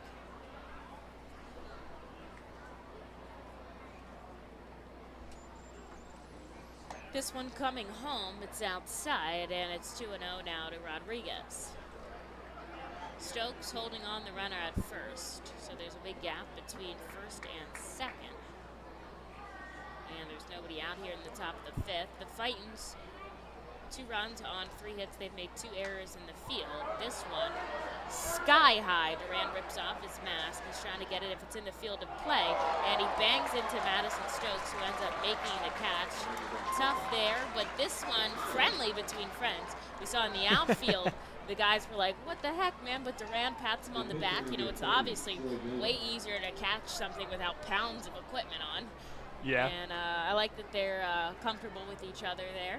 Who says baseball isn't a contact sport? Who plays now with a little bit of skin-to-skin contact? But, yeah, you're right. It's always a precedence for an infielder to take the ball away from the catcher because of the equipment and also because of the angle that he's coming from. Obviously, on those pop-ups, for one, it has the top spin usually if it's somewhere near the catcher's range that is going to be going away from them. That makes it difficult. And they're the only position player facing the opposite way as opposed to anyone else. They always have a better read on it. So it's always big for Stokes to go over and make that play. Bunt signs are being shown by Miller this time. And the throw over to first, very close there, but called safe by Jimenez as Romero gets back in time. And there's 2 balls now here in Troy Miller. We'll see if he goes for bunt again. Tatum coming in over at third base, but Stokes has to hold him on. Hendrickson pretty solid off the mound. We watched them play defensively. This one's going to roll up the first baseline, foul, and that's a strike on Miller. We saw them practicing, you know, those pitchers picking up and tossing over to first or going to second for the double play, and so we'll see if Hendrickson's able to perform that here if he needs to with the bunt attempt on by Miller. And obviously this has become a pitcher's duel, even though it didn't look like it would. So getting him into scoring position early is huge. This one chopped bunt. Duran is trying to get through in the way from Miller, and finally he does, and he makes the out over at first. Romero able to shift to second, but now there's 2 outs here, and we're back to the top of the order with Carlos Cortez. And that's perfectly executed if you're Miller. Obviously, it would have got a little bit hairy if Duran and Miller made contact up the first baseline, but now you get the ball, or you get the bat handed off to Cortez, your team leader in hits, with a chance to drive in the game-tying run here in the 5th.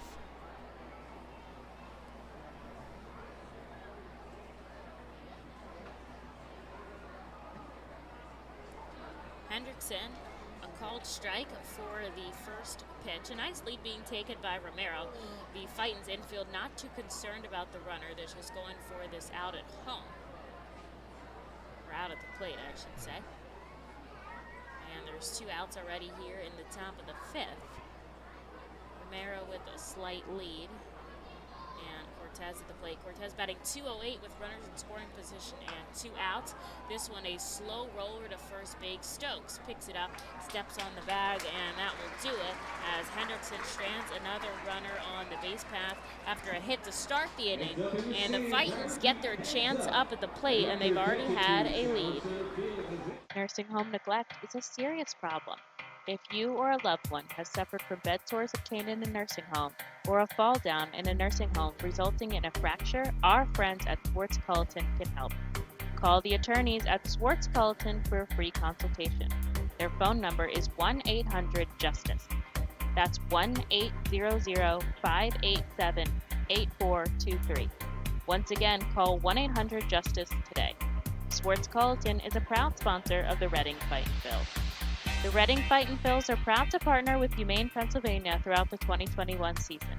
Humane Pennsylvania is the region's premier leader in animal welfare and empowers the people in our communities to increase their capacity to care for animals so that all animals are safe, healthy, and treated humanely.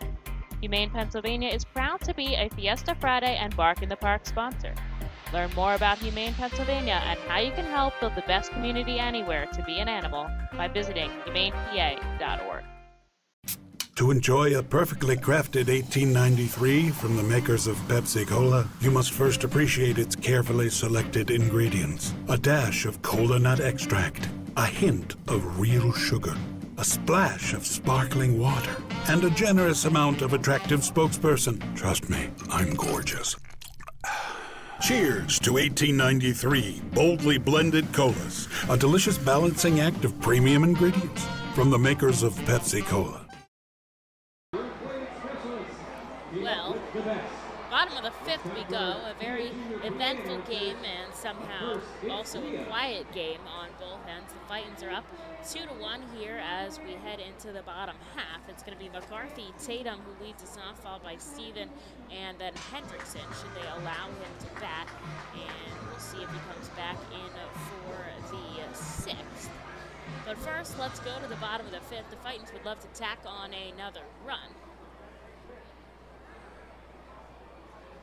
And here's the offering to Tatum, who swings on the first pitch, sends it into foul territory. Vientos coming over, and he makes the catch. Out number 1. Please welcome Jonathan. Here's Josh Steven now. He had a heated line drive up to second base that should have been extra base hits, but he was robbed by Carpio. And we'll see if he can right the ship here and put it exactly where he wants it this time. Steven the lefty, and Singer setting up on the outside part of the plate. He'll get a call to strike.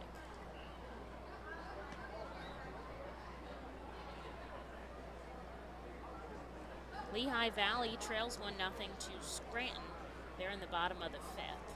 And Jersey Shore is in a tie with Brooklyn Cyclones 0-all in the bottom of the sixth. Phillies, of course, played today. They fell 13-12 to the Nationals.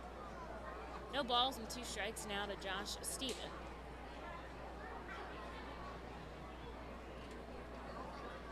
And the pitch comes inside. Steven holds off.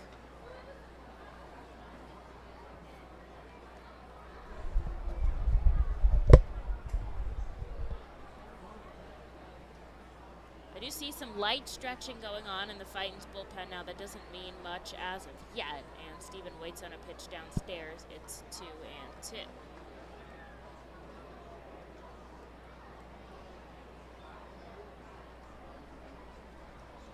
And that is Hendrickson who's on deck as of now. We'll see if he hits. That doesn't necessarily mean he'll come back for the next inning, although we'd love to see it. And Steven has worked his way back from an 0-2 count now to a full count. And his patience at the plate is showing. We'll see if he can hold off for another pitch.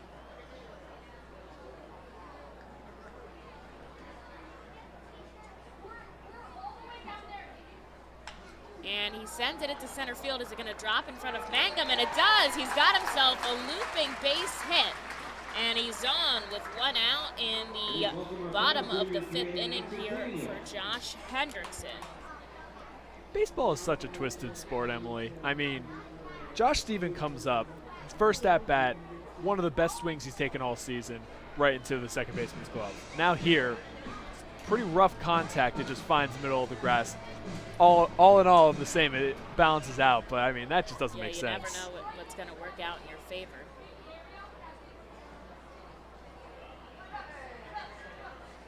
Hendrick comes home, and now we'll see what exactly happened on the other side.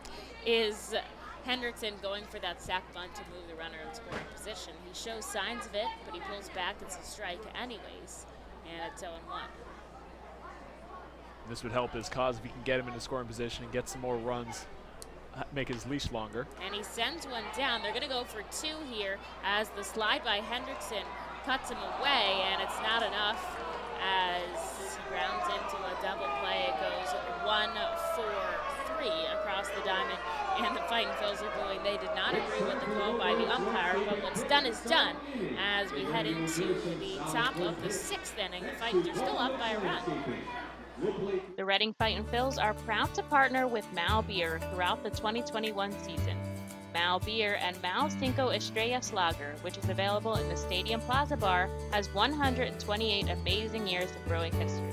Founded in 1890 in Spain, Mao Beer has always been there to satisfy the most demanding taste buds. Make sure to pick up Mao Beer and Mao Cinco Estrellas Lager at FirstEnergy Stadium at our Plaza Bar throughout the 2021 season and at your local retailer. Mao Beer is a proud partner of the Reading Fightin' Phils and all 2021 Fiesta Friday celebration games. Mao Beer, the 5-star taste and the quintessential beer from Madrid. Please drink responsibly. At Savage 61, our goal is to assist you in making a confident decision. Our friendly, professional staff members are available to answer your questions and listen to your needs. Whether you're shopping for a new or pre-owned vehicle, we're ready to help you with your search. Visit our dealership at Pottsville Pike today. Fastball, curveball, slider, it's the pitcher's grips that make the difference. And when it comes to cornering, braking, and traction, CJ's Tires and Automotives can improve your car's grip with a new set of Hankook tires. Hankook tires are known for great handling and reliability mile after mile. Together, Hankook Tires and CJ's are your winning team. So whatever your vehicle needs, an oil change, state inspection, brakes, alignments, or Hankook tires, trust CJ's Tires and Automotives in Fairless Hills. CJ Tires and Automotives. They really are better, faster, and more affordable. Well, we're back here in the top of the 6th inning, and it is Hendrickson who comes out. Not anything really going on in the bullpen, and the Fightins are up by an inning, and Tyler on for the play-by-play here in the top of the 6th. Thank you, Emily. Yeah, we head to the 6th now, 2-1 our score. Here are Phils ahead, but Henderson's going to have his work cut out for him. Mangum, Singer, and Vientos due up, and Mangum's been pretty much all the trouble he's had. He's given up 3 hits in this one, 2 of them coming to the center fielder for the Rumble Ponies, excuse me. At Henderson, first pitch. Change up out of the zone, 1-0. Mangum back in the first inning, launched a homer just over the left field wall. Josh Steven tried leaping to make the play. That's how close it was. He hits a high fly ball out to shallow left field. Over to make the play is Stott, just a couple of feet out of the infield, and there's one away. We saw that kind of hustling yesterday from Jake Mangum, obviously with the Daniel Brio pop-up. You never know what was going to happen. But he was past second base as that stayed in the sky so long before Stott was able to do anything with it. Like if he had dropped it, I like that kind of grind even from guys on the other team. And it also shows how much you can fly. I mean, a high fly ball is one thing, but anytime you pop out to an infielder, if you're on second base, that means you can run. Definitely above average speed on the base paths. Big swing and a miss from Singer as he gets the first pitch fastball from Hendrickson. He's 0 for 1 on the day with a fly out and a walk.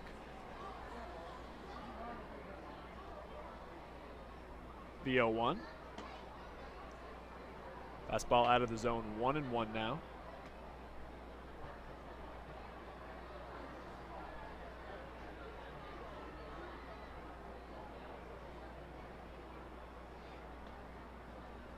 That one just misses, goes with the off speed. 2-1.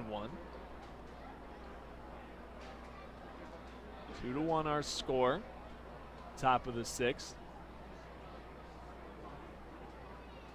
Hendrickson kicks and fires.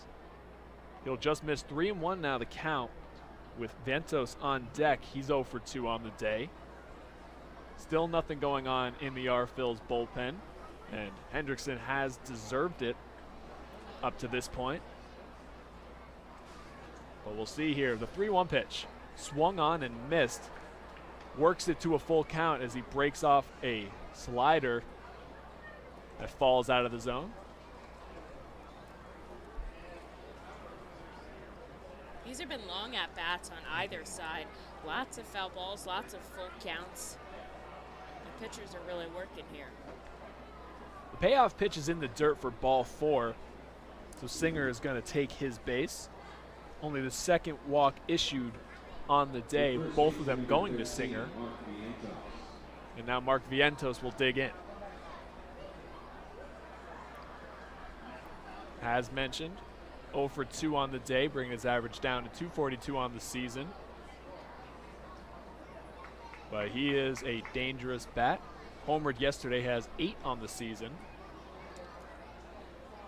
And that's their team high. Interestingly, same as the Fightins in that duel. They've got Vientos and Carlos Cortez going on for it. And we have Luke Miller with 8 and Bonifacio with 7. So it's, you know, it's a nice little in-house rivalry on either exactly. side. The 0-1. Swung on and chopped over to Stott at short. He'll throw it over to Brito for 1. On to first. Not in time. Beating it down the line is Vientos just by a step, so it'll be a fielder's choice, 6-4, and there are 2 away as the inning prolongs. And man, a nice split there by Madison Stokes over at first to do absolutely everything he can. Nobody's fault that they couldn't turn 2. It was a great play. It was just too slow off the bat and not enough time to round out the infield. So that'll bring in LaGrange. He's 0 for 2 on the day as well, and he'll take a first pitch fastball for a strike. And at least the Fightins were able to get the lead runner there, so now nobody's in scoring position here with 2 outs. That's a great point. 1-run game of pitchers duel like this, got to be counting those. The 0-1, swung on and chopped up the middle and threw for a base hit. And that's probably something that could have been questionable to score if a runner was on second.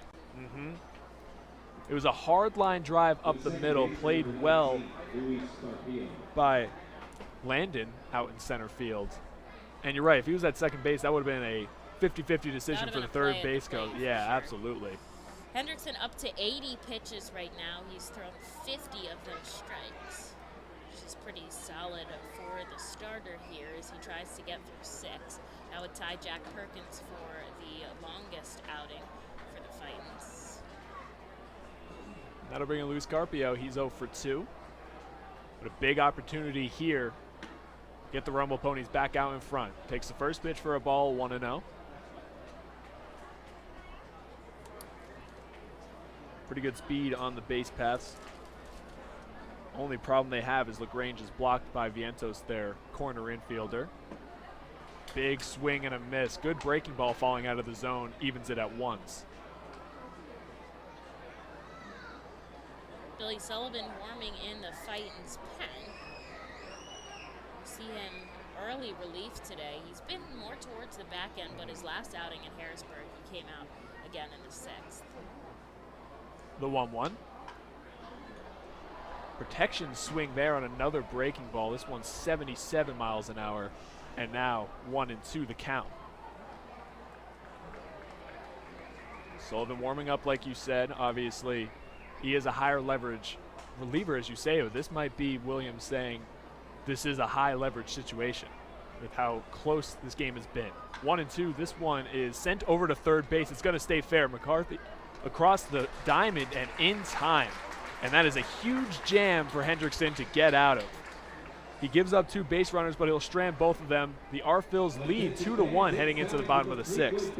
Better pitching, faster base runners, and more runs batted in usually beats the competition. At CJ's Tire and Automotive, better selection, faster service, and more affordable options always beats the competition. When it comes to tires, CJ's MVP choice is a new set of Falcon tires. Falcon tires are known for handling, reliability, and value. And for more than 50 years, CJ's has been helping customers find the right tires at the right price. Together, Falcon Tires and CJ's are a winning team. Stop in any time at your local CJ's or shop online at cjtires.com. CJ Tires and Automotive. Better, faster, and more reliable. We've been privileged at ROG Orthodontics to be part of the local community for over 60 years, creating generations of fantastic smiles. We're honored to be voted the #1 orthodontist year after year and proud to be the top Invisalign provider in the region. We passionately believe we're changing lives every day right here in the community where we live. We offer interest-free, flexible payment plans and provide monthly scholarship programs for free braces. Be sure to check out our magnet contest to win free braces. We love seeing our patients' successes, knowing we had a part in changing lives. One fantastic smile at a time. Savage 61 is a proud sponsor of Fiesta Fridays. Enjoy an R-Phil's game, great food, music, and entertainment. The team will play as Los Luchadores de Reading Latino Tribute uniforms. Visit Timmy Profit and Savage 61 Pennsylvania's most awarded dealership for all your automotive needs. So Josh Hendrickson works out of a jam to work a lead, 2-1 the R-Phil's lead heading into the bottom of the sixth, and rewarding him behind that effort will be the top of the order coming up in the bottom half. Daniel Brizzo to lead off. He's 1 for 2 on the day with a double and a flyout. And just a huge moment there, the first real trouble that Hendrickson has ran into on the base paths. Able to work out of it with the ground out. Now Brito takes the first pitch 1-0. Troy Miller still on the bump for the Rumble Ponies. He throws a breaking ball on the dirt, 2-0. Now after a single was given up by Hendrickson in the top of the sixth, they are even, both allowing 4 hits on the day. R-Phil's, however, been able to still having the lead despite 2 errors. The 2-0. Fastball in the zone for a strike. 2-1, 94 on the gun. And that's what I was talking about earlier when you see Miller really turn up the velocity and up the intensity in these bigger moments against the bigger batters. This one's going to go into the dirt, 3-1. I feel like we've seen that on both ends where their strongest pitching comes in jams and in those big moments. And obviously you don't want to load the bases, but if you're able to get outs, then it still kind of works out for you in the end. The 3-1 to Brito, punched off the hands, out of play, 3-2 coming up.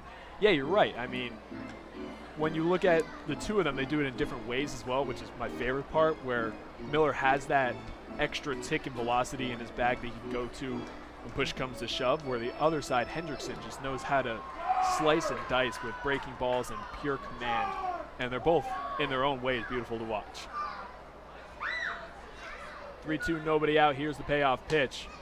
Breaking ball is up, and Brizzo will take the walk. The first walk issued today from Miller. And that'll bring in Bryson Stott. 1 for 2 on the day. The 2 RBIs in this one coming from him, courtesy of his first inning blast. We'll look to replicate that swing now after striking out in his next at-bat. Sun setting here at the ballpark. We'll see if we get another cotton candy sky tonight. Yesterday, absolutely beautiful sunset here in Baseball Town, and it really wraps things up so nicely.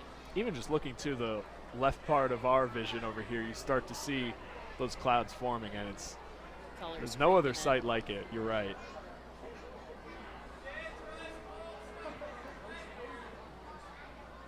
Couple of pickoff attempts to Brizzo.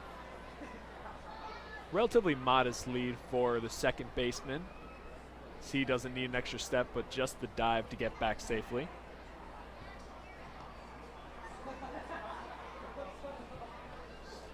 nobody truly warming up in the Rumble Ponies bullpen. First pitch, breaking ball in for a strike, 0-1. And that's how Miller got the best of Stott last at-bat. Majority breaking balls, just one fastball thrown. Able to pitch him backwards to get the out. We'll see if that's the strategy going forward for the third time through. Kicks and fires the 0-1. Breaking ball on the black of the plate this time, in for a strike, 0-2. Stott's going to take his time digging back into the dish. So he's got to lock in a tough count.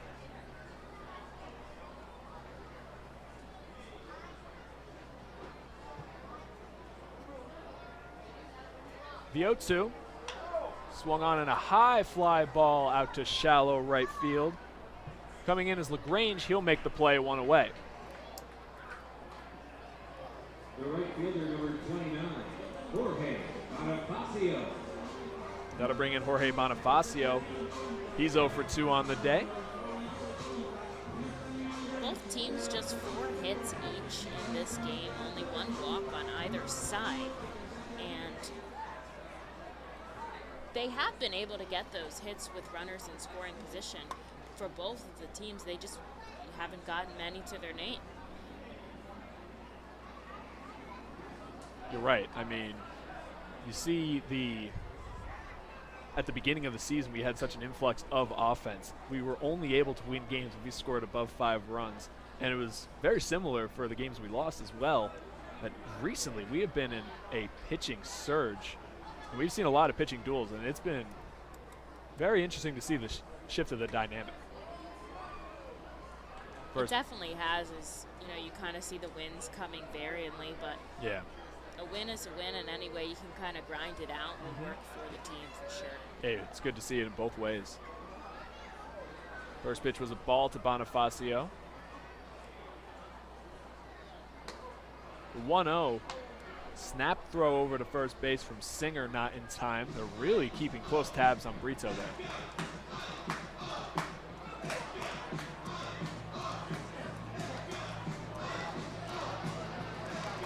This is the most we've seen any pitcher being focused on the runner at first. Oh, yeah. And I know they're only down by a run, so obviously you don't want to allow that lead to get anywhere else, but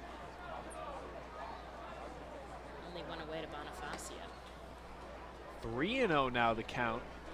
Bonifacio yet to see a strike in his third at-bat. And 0 for 2 on the day, but his second at-bat, as you mentioned, was just missed, being a long shot to center field, just underneath it, a fly out to center. And I'm sure that is fresh in the mind of Miller as he delivers this next pitch. 3-0, taking all the way is Bonifacio, and he will take a walk. 93 miles an hour, had the plate, but just a bit too high. And that is 2 walks in the inning, despite Miller not walking anyone before this. Miller came into this inning with 16 pitches. Now he's pushing over 70. We'll see if that kind of becomes his downfall in this contest, as there's 2 runners on here with just 1 out. We're going to get a mound visit, most likely to start getting something going in the Rumble Ponies bullpen, as we quickly see a right-hander warming up on the side, so this is just to give him a little bit more time. Man, they walk out there slowly, trying to use as much time as they have. I like how when they walk out so slowly and then they run back into the dugout. It's like, we know what you're doing. Exactly. We can thank the Tampa Bay Rays for that strategy, seeing that multiple they utilize throughout. Every second they possibly can. Especially in a situation like this where you had Miller out there. He obviously earned the trust enough to not have anyone warming up while he warmed up to start the inning, but now this is the downside of it. Now 2 runners on via the walk, and the number 4 batter, Madison Stokes, coming to the dish. He's 0 for 2 on the day with a ground out and a fly out. This is his first chance with the runner in scoring position. First pitch. That one misses out of the zone. Ball number 5 consecutively for Miller. 9 RBIs on the season for Stokes.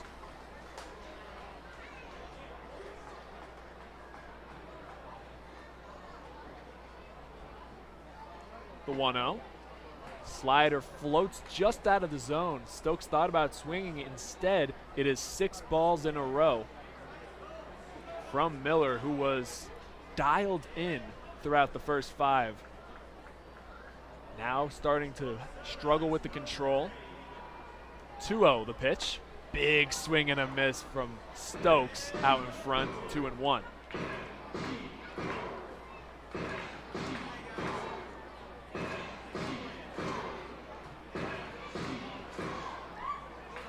Bonifacio not even being held on at first. Brito getting chirped at a little bit by the second baseman. Here's the 2-1. Fastball out of the zone, 3-1. Miller still has the velocity, 94. His fastball's been sitting this inning, but the control, a different story. And there is a base open, but it could be fill in a heartbeat for Rodolfo Duran. The 3-1 pitch. In for a strike, 3-2. And yes, you're right. The base being open, of course, to load them for Duran. However, he was the one that broke a 11 consecutive batters retired streak with his double, his last at-bat. So I'm sure not a favorable matchup for him. 3-2 pitch. Fouled off. We'll do it again. Sean Williams, you know when he's crouched down over there on third base outside of the box, that's when it's intense. You notice it every time, and it's always so. It gets me because it's so right. I feel like he's so excited over there. You will never catch him falling behind to send him around, and it's smart because he's in that perfect angle where you'll see him right when you're clipping the corner of the bag. And that's a big decision to make, to send the guy or to keep him at third. 3-2, 1 away. Here's the pitch. High fly ball out to left field. Heading back at the track, at the wall. It's out of here. Madison Stokes, a 3-run shot, his 3rd of the season. Our Phils take the 5-2 lead. And Madison Stokes crushed that. That was no doubter. I mean, right out of left field over the picnic area. He absolutely crushed that ball, and he can look more elated heading back into the dugout. A huge moment in this one, and it looks like that's going to be the end of the day for Miller. They're going to linger a little bit, trying to get their guy a little bit more time to warm up. He had a heck of a night, but just fell short a little bit when it counted. And he knows his day is done. He's standing there waiting for their manager to come out, and he doesn't have his glove on anymore. The reason why is because they're also going to do a defensive switch. Wisely to have a little bit more reason to talk about it and give a couple extra warm-up tosses to the relief. But Stokes is stoked about that one. 5-1 our score. But we are going to send it to a quick break, as now we are ready for the pitching change. Don't go anywhere. 5-1 heading to the bottom of the 6th.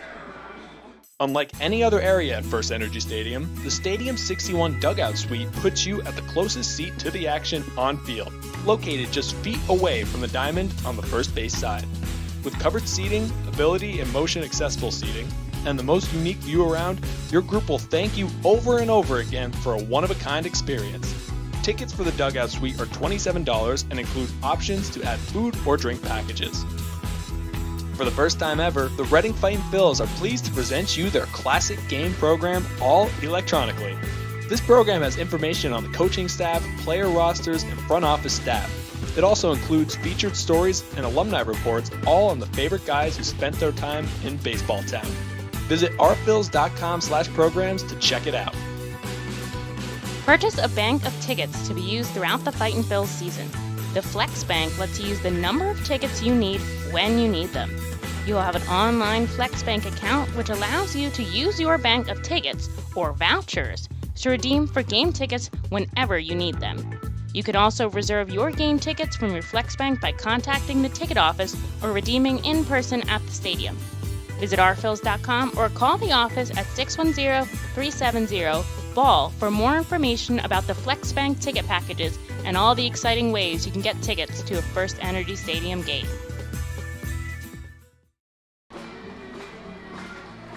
Five to 1 our score, courtesy of a big swing from Madison Stokes.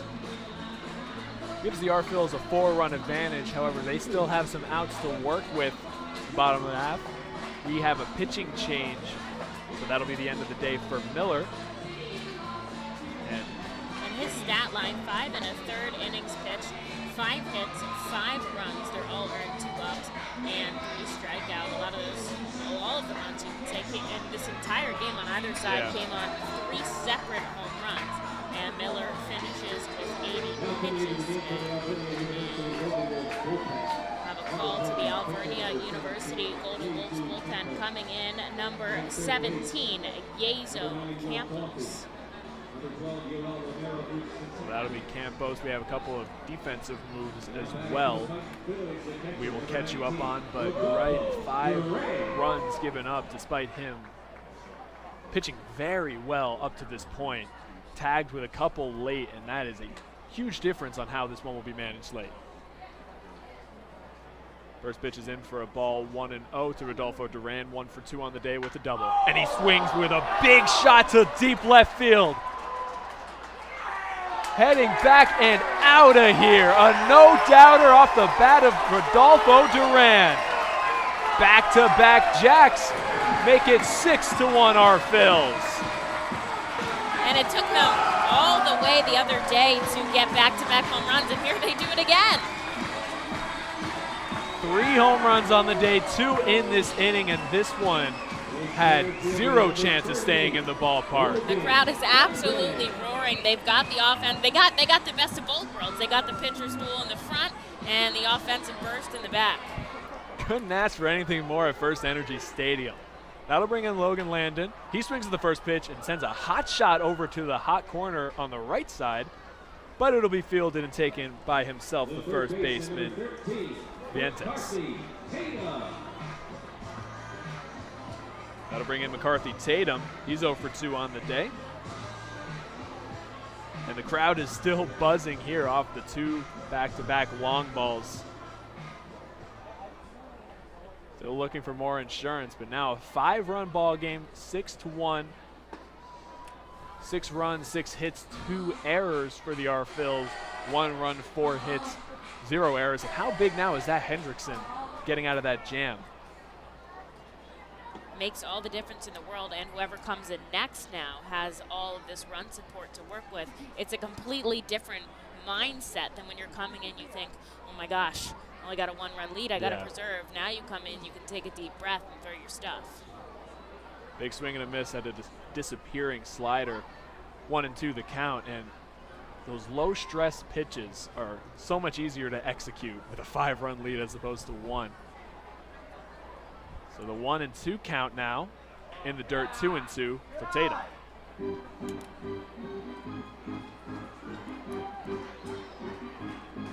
Only 2 hits in this inning as well, both of them the home runs as Bonifacio and Brito reached via walk. Now 2-2, 2 outs, here's the pitch. Picked in the dirt, it'll run to full.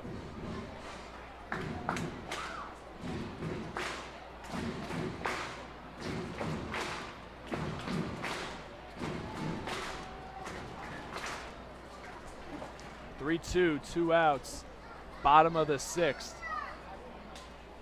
Long set from Campos, and he delivers. Chopped foul will do it again.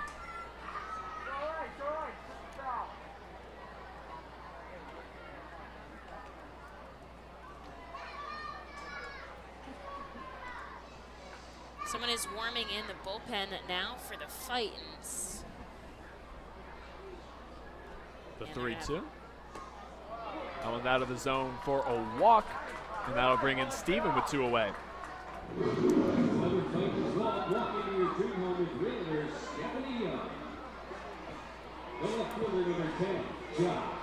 Yezo Campos had a lot of commotion when he came in, but entering this game, a 3.52 ERA in 23 innings pitched.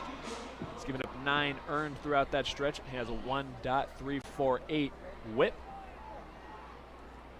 He's got a righty-lefty matchup now for Steven.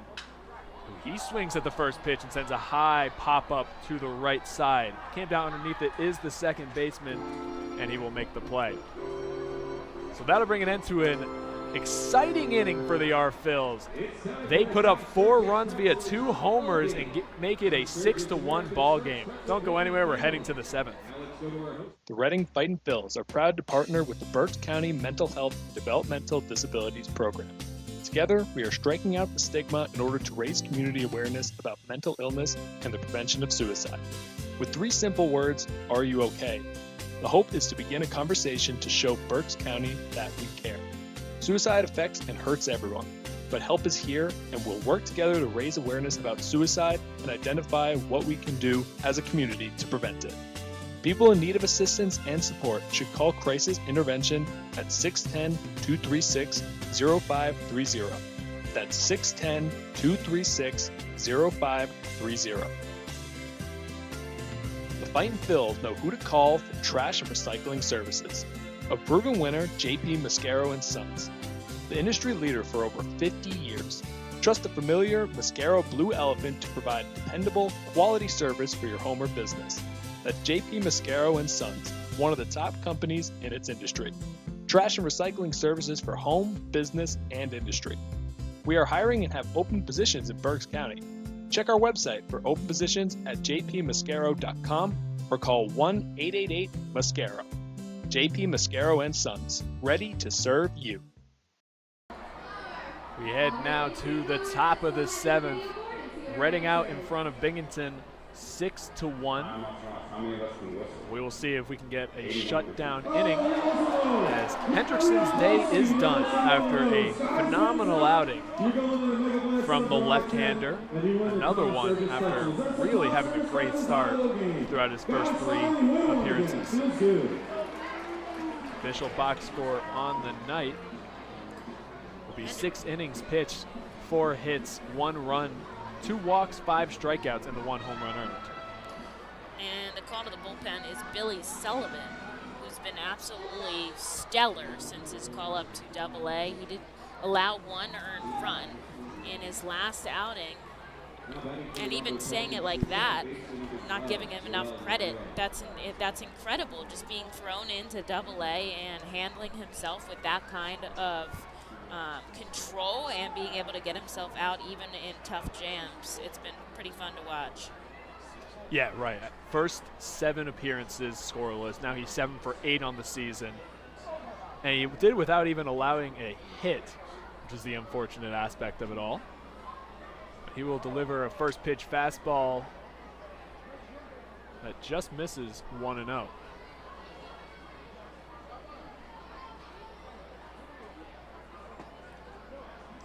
Misses on both ends of the plate now, inside and out. 2-0 now the count. And we don't often see the Fightin' shift on a right-handed batter. We see the shift with lefties pretty much every time. But Brito shaded to the left of second base, makes Stokes the only guy on the right side, and he's pretty close to first. So there is a huge gap that's pretty much all Billy Sullivan's territory. And also interestingly is now 2 straight fastballs on the outer half, which if he gets a barrel on that, that's a simple hit right through. Tries again on the outer half, this time he misses. 3-1 now the count initially for Sullivan. Take an extra breath, which I can only imagine you'd have to do if you have such a violent motion as he does. I would be tired after every pitch. Yeah, you can tell he's throwing his whole body into it.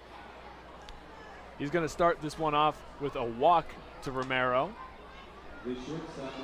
And Sullivan's had an interesting story to get where he was. He was drafted late initially by the Phillies, which is his hometown team, being from Delaware. But he chose to forego that because he wanted to play in college. He wanted to allow some more time to develop. So he went to the University of Delaware. He had a stellar freshman season. He got injured. He had to have Tommy John surgery. And then the pandemic hit. So he had a tough time, getting back into it. But when he got the call from the Phillies that they wanted to sign him after last year's draft, he was like, I'm ready, let's go for it. Yeah. And you could tell he's ready. He gets the call from Jersey Shore up to here in Reading. Dominates, as we mentioned, throughout his beginning. And now he delivers a strike to Rodriguez. 0-1 as the shortstop for the Rumble Ponies is 0 for 2 on the day. Breaking ball now, and now it's up to 0-2, and just like that, it looks like he's figured it out.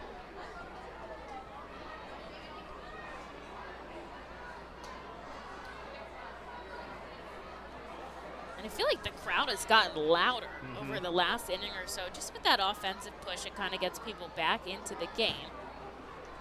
This one is spiked and past Duran on the 0-2 pitch. Moving up an additional 90 feet on the wild pitch is Romero. Now, nobody out, runner in scoring position. Still a 5-run game, but not ideal. And that's kind of where those insurance, the importance of the insurance runs really comes into play. Even getting 5 of them is so important to just keep tacking them on, because, as we saw in the Phillies game earlier, you never know what's going to happen, and the more you can add to your final count, always better. They had a 5-run lead in the Phillies game, then a 4-run lead, and unfortunately did not win that one, so we hit the head on the nail there. We're going to have just the players meeting there. Rodolfo Duran comes up, and Stott meets him on the mound to talk things over. Waiting on deck, looks like it'll be pinch hitter Will Toffee. Lefty swinging infielder. But until then, a 1-2 count to Rodriguez, with Romero standing on second, chatting it up with Brito. Brito's so friendly out there. It's when we were everyone. in Harrisburg, he was out there like every single person, just having a full-out conversation with. It's fun to see. Such a small world, the baseball world. The 1-2 pitch. Everyone. That one's in the dirt, 2-2, and we've even noticed it just with how friendly he's been with us. You can see from the short and sweet video that was just posted, and plenty of other stuff we like to do with him.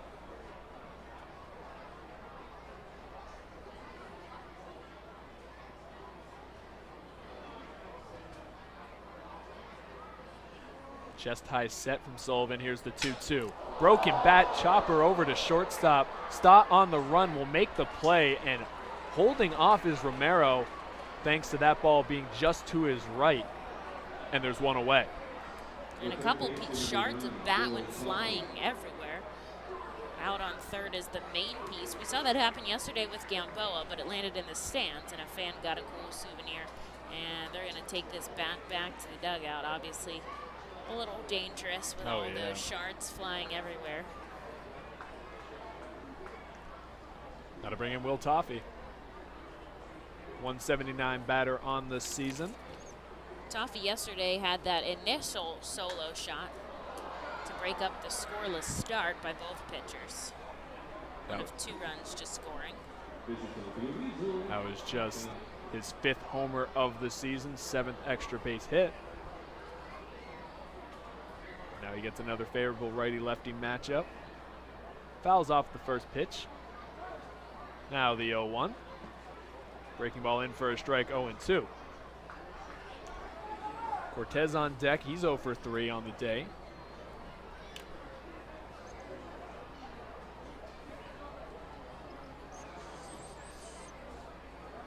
Sullivan kicks and fires. Good pick by Duran. Another one in the dirt. This one a little bit easier to corral as opposed to the wild pitch earlier.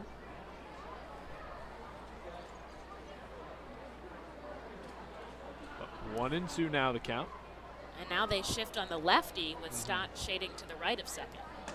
Swung on and missed. 94 miles an hour up and in on the hands, gets past the swinging Toffee. And there are 2 away. The left fielder, number 14, Carlos Cortez. And they're going to keep the shift on for the lefty. Cortez Stott even shading over more. I would say a solid 10 or so feet to the right of second. At least, yeah. Carlos Cortez 0 for 3 on the day. The first pitch. Just misses a bit low on the off-speed 1-0. Still standing on second is Romero. The 1-0. Big swing and a miss. 1-1 now the count.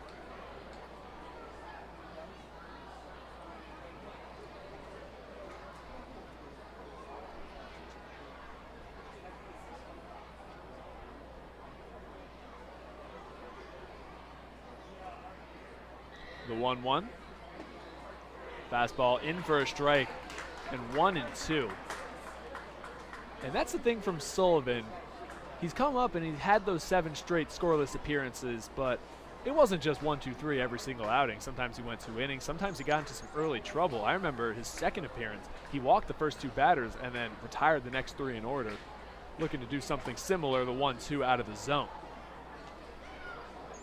Yeah, he definitely stays calm in difficult situations, which is what helps, I think, make a really good pitcher a great pitcher, is not allow, you know, rocky roads to stress you out and let everything fall apart. 2-2, 2 away. Deuces are wild. Here's the pitch. Swung on and drilled out to right center field. Heading over off the base of the wall. 1 run's going to score heading into second base is Cortez. He's going to get a stand-up RBI double as that one just stayed in the park about midway up the Ed Spade sign out in right center field, and that makes it a 6-2 ball game. That's one way to beat the shift. You just send it into the outfield and it bounces off the wall. It's what a lot of analytics fans say. Can't beat the shift with where you can place the ball. Why don't you just hit it over him? So the first hit of the day for Cortez. Now quickly coming out is the pitching coach for the R-Phils.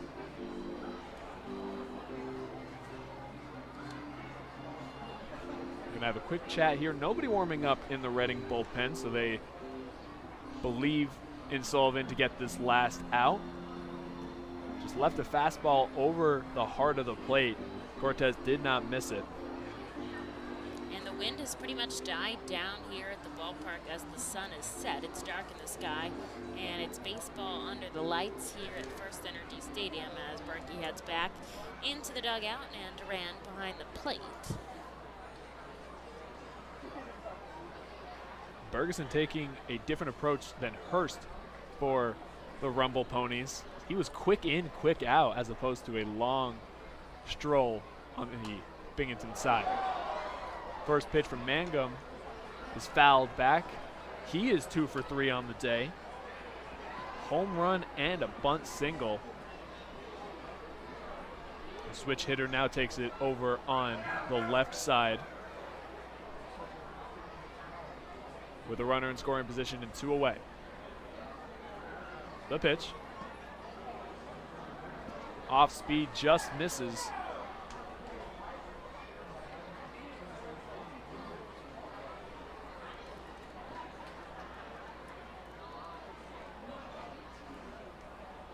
Gonna make it 1-1. The pitch. Fastball out of the zone. 2-1.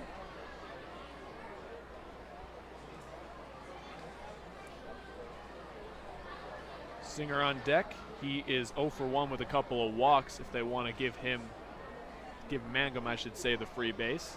The 2-1 pitch. In for a strike, 2-2. That was a big strike pickup there by Sullivan just to regain kind of dominance in this at-bat, and with, you know, the next batter coming up for the Rumble Ponies. So once again, 2-2 with 2 away. The pitch. Fastball just misses on the outer half. It'll work its way to full. Tried the fastball again for the put-away pitch. The lively fastball out of the hand from Sullivan got hit for a double last time. This time it just misses the plate. See what he goes for this time. 3-2, 2 outs, runner on second, 6-2 the score. Here's the pitch. Swung on in a lazy fly ball over the head of Stott. Rounding third and heading home will be Cortez. He's going to get in without a throw. An RBI single for Mangum. His 3rd hit of the game makes it 6-3. And the throw was cut off there by McCarthy. Tatum. I'm always interested about that concept when they choose to cut it off and when they don't. And I was actually talking to Luke Miller about it the other day, and I watched them in practice the other day. A lot of the times it's just a decoy stand where they just stand there to make the runner think, you can't go because I'm going to cut it off and throw it at you. And then half the other time, they're standing there to actually cut it off. So the other team is, and both sides do this, so the other team is kind of uncertain, and then it's the catcher who's going to say cut, cut, cut, or else it'll, come home. Oh, you're right. And the cut there, it would have been a close play at the plate, I will say. It was a good play by Steven out in left field to get it in as quickly as he did. However, now Mangum with good wheels standing over at first, he probably would have had second if that went home. Quickly now it's 0-2 to Singer. He's got a couple of walks on the evening.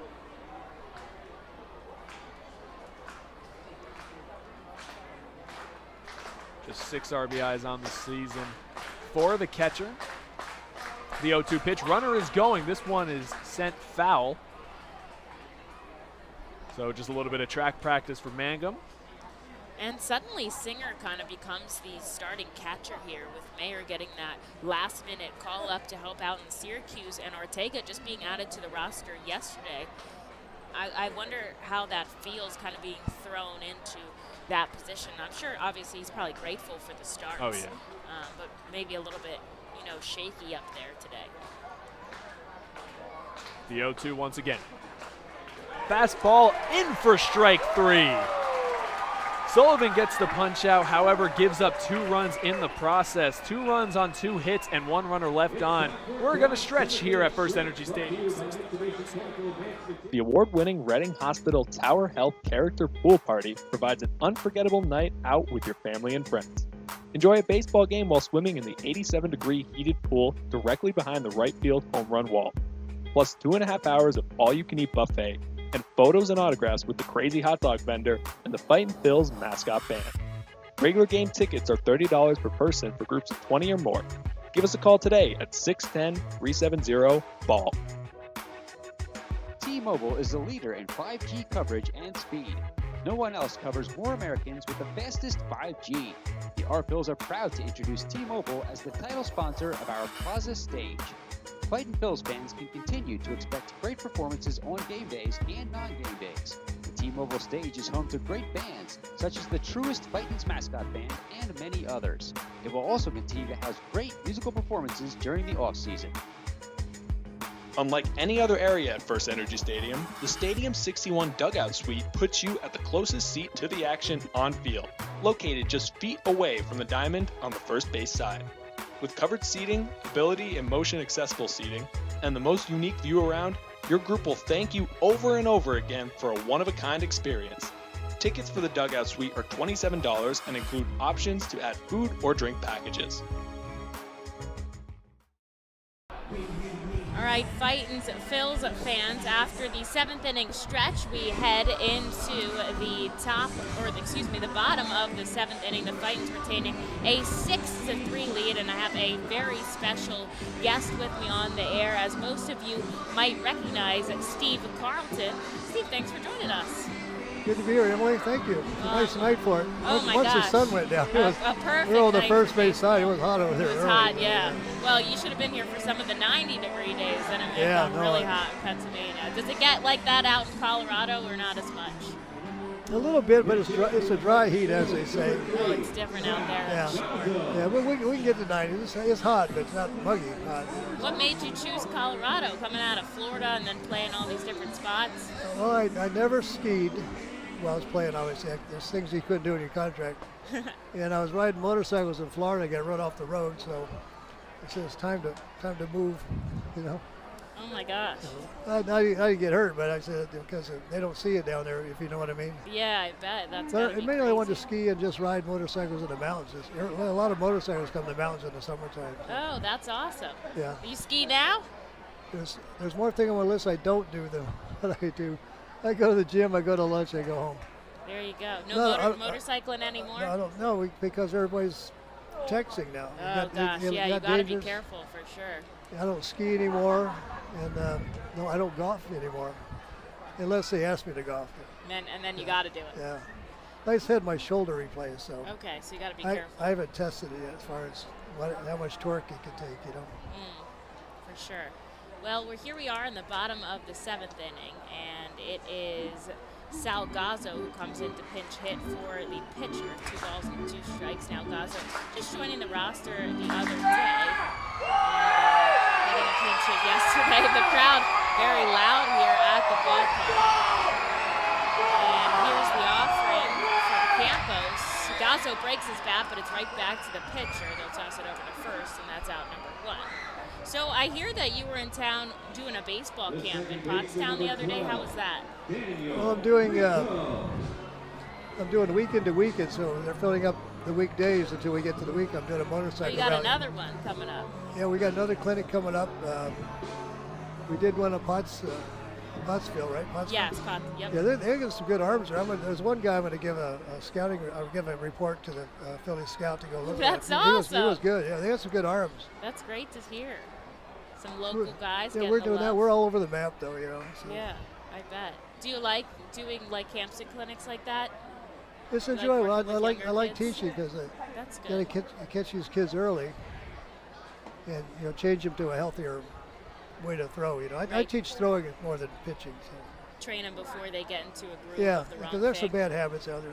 Yeah. They're all cookie cutter kind of wind-ups, Like this guy, they never get their glove off their chest, But they're all like that, even the big leagues. So what's the number 1 tip you give to younger kids that you want to change? It's not. I just try to get them to show me their arm. Let me see your personal math. Because everybody's like this, they don't move. They got their glove on their chest. I try to get them to get animated, open up, and use their personal math, the dynamics of motion, and that's how I teach them. And I see a lot of great results. So there were some good arms in it, I got teaching methods that if they don't understand me, I can show them how to correct their, by moving around and putting them up against the wall or putting them on one knee or throwing long or wind up has to change. So I see their what I call personal math. I want to see how your talent, what you're sitting on as far as the arm. Then we can go from there and teach how to throw. Then we can start about pitching all you want. But most kids don't really know how to throw. Nobody really throws a lot anymore. They don't develop their arm. What I see. Well, Daniel Brito strikes out swinging, and here's Bryson Stott with 2 outs in the bottom of the 7th. So is that all stuff that you learned from your time professionally pitching? Yeah, I had to change in my professional career. I had to change to do what I'm talking about, open up and learn to throw hard. Because I was struggling to throw hard. My windup was poor, But nobody taught me. I had the self-realization about it. And once I learned how to throw, I said, let's go. It was home baby, if you understand that term. Well, you definitely picked it up. I mean, you got 4 Cy Youngs. You got. But I was throwing hard, easy instead of. I was 6'5" and I was throwing like I was 5'6". I felt so tied up. So you have to be able to open that up and get everything to work biomechanically correct. So then the velocity came more natural to you. Yeah, you can lean on as hard as you want. And so I could throw according to my skill set. So I could see what I had instead of struggling to throw hard. And that way you're going to hurt your arm. A lot of these guys are set up to hurt their arm, because they don't throw correctly. They throw a lot of arm. That's a longer story. You get what I'm saying. Yeah, I bet. So that allows you to get deeper into the game, you think, with better mechanics? Yeah, no. But the guys back then, Ryan and the guys that threw hard all had big windups, and they were biomechanically correct. They get everything out of their personal anatomy, and that's what I teach. Because I went through it, so I know what it feels like to throw poorly, to struggle to throw. Because your arm gets really taxed very hard. And Stott, a slow roller up the first baseline. It's going to be a pitcher, tries to do it with the glove, but he's not able to. And he tries to make that kind of Derek Jeter play with the glove, but Stott runs it out, and it's going to be a base hit. So we stay from first with 2 outs now for Jorge Bonifacio. So you were saying, kind of in the beginning, maybe you struggled a little bit, and then you figured it out. These guys kind of got off to maybe what could be considered a rocky start, but they really turned it around. Do you have any kind of advice for younger guys who might might be hitting a rough patch, and they You want me to tell you together. over the radio, right? Yeah, I mean, How we got I a teach? casual broadcast going on. Well, I've got to see your skill set before I start to teach you. What about the mental side? That's not a cookie cutter kind of thing, as everybody's slightly different. Everyone's different. Mental, I'm good at that. I've had good teachers there. That's good. But how are you going to talk about that? On the radio, the middle part, All right, that makes sense. What about superstitions or rituals? Did you have any of those when you were pitching? I'm just regular stitious. Just regular. Oh, you're an Office fan? I'm not superstitious. Have you heard that from The Office? What? Oh yeah. Yeah. Oh, that's an old term. Yeah. Well, it was popped up into the infield by Bonifacio, and that'll retire Bryson Stott on first. So the Fightins don't score here in the bottom of the 7th inning, but they're up 6-3 as we head into the top of the 8th. And I thank you for joining me on the air here, Steve. It's a pleasure to have you. Want to keep going? We're done? Should we keep going? We'll keep easy. going. We'll keep chatting. We're still talking about superstition? Yeah, what do you got for me? Are we live? We are live. Well, people get superstitious because they're comfortable in their mind. Right. That's what that's all about, So they feel if they break it, their attention's going to be on their superstitions instead of their job. That's where they get chapped at that. Because you think if you don't do that, you can't succeed, so you're already predisposed to fail. So that's how that gets set up. It is a comfort feeling. So you didn't do anything. You're just focused on going out there and pitching. Well, I taught myself. The game was already over with when I started pitching. I'd already won the game. So it's called quantum entanglement, if that makes any sense. It's difficult to explain this over the radio, but so it's all in your head, kind of. You got the strength. Yeah, it's there, but you can control an environment with an attitude. So I teach kids to develop an attitude. If I get to teach these kids one time, then I won't see them. Yeah. So I devise ideas that they can teach themselves by putting them in a certain position where they can't throw incorrectly. Put people up against the wall and have them back off a little bit and learn to throw so they can't throw sidearm anymore. So it straightens out the biomechanics. I get one shot at it. So if I don't break through, then I don't see them again. So you get creative, Sounds I've had a lot of wise. good success, a lot of very good success. Is teaching something you're probably going to continue with down the line? Doing those I work with St. Luke's, and they set this up. Yeah. They do a lot of stuff in Lehigh Valley, as you know. And all good people, love working with them. That's good. I come from Colorado to get here. Yeah, it's a long trip, I bet. But they're all good people, enjoy being around them. But this is a long week. Yeah, I'm sure. But they're filling it up for me. We're having a lot of fun with it. Do you like to be back in the Philadelphia area? Yeah. Especially after last year. Yeah. Nobody went you didn't anywhere. Get to travel at all? I haven't traveled. This is the first travel I've done in almost 2 years. This is the first trip? Yeah. How exciting. Well, Tyler Carr is going to come out on the mound for this inning of work here in the top of the 8th, and he'll see if he can hold down the fort. Mark Vientos comes up. He is 0 for 3 today, although he reached on a fielder's choice. And Carr delivering mid-90s right now. We've seen 94, 95 on the gun, but he can't get the command as he's 3-0.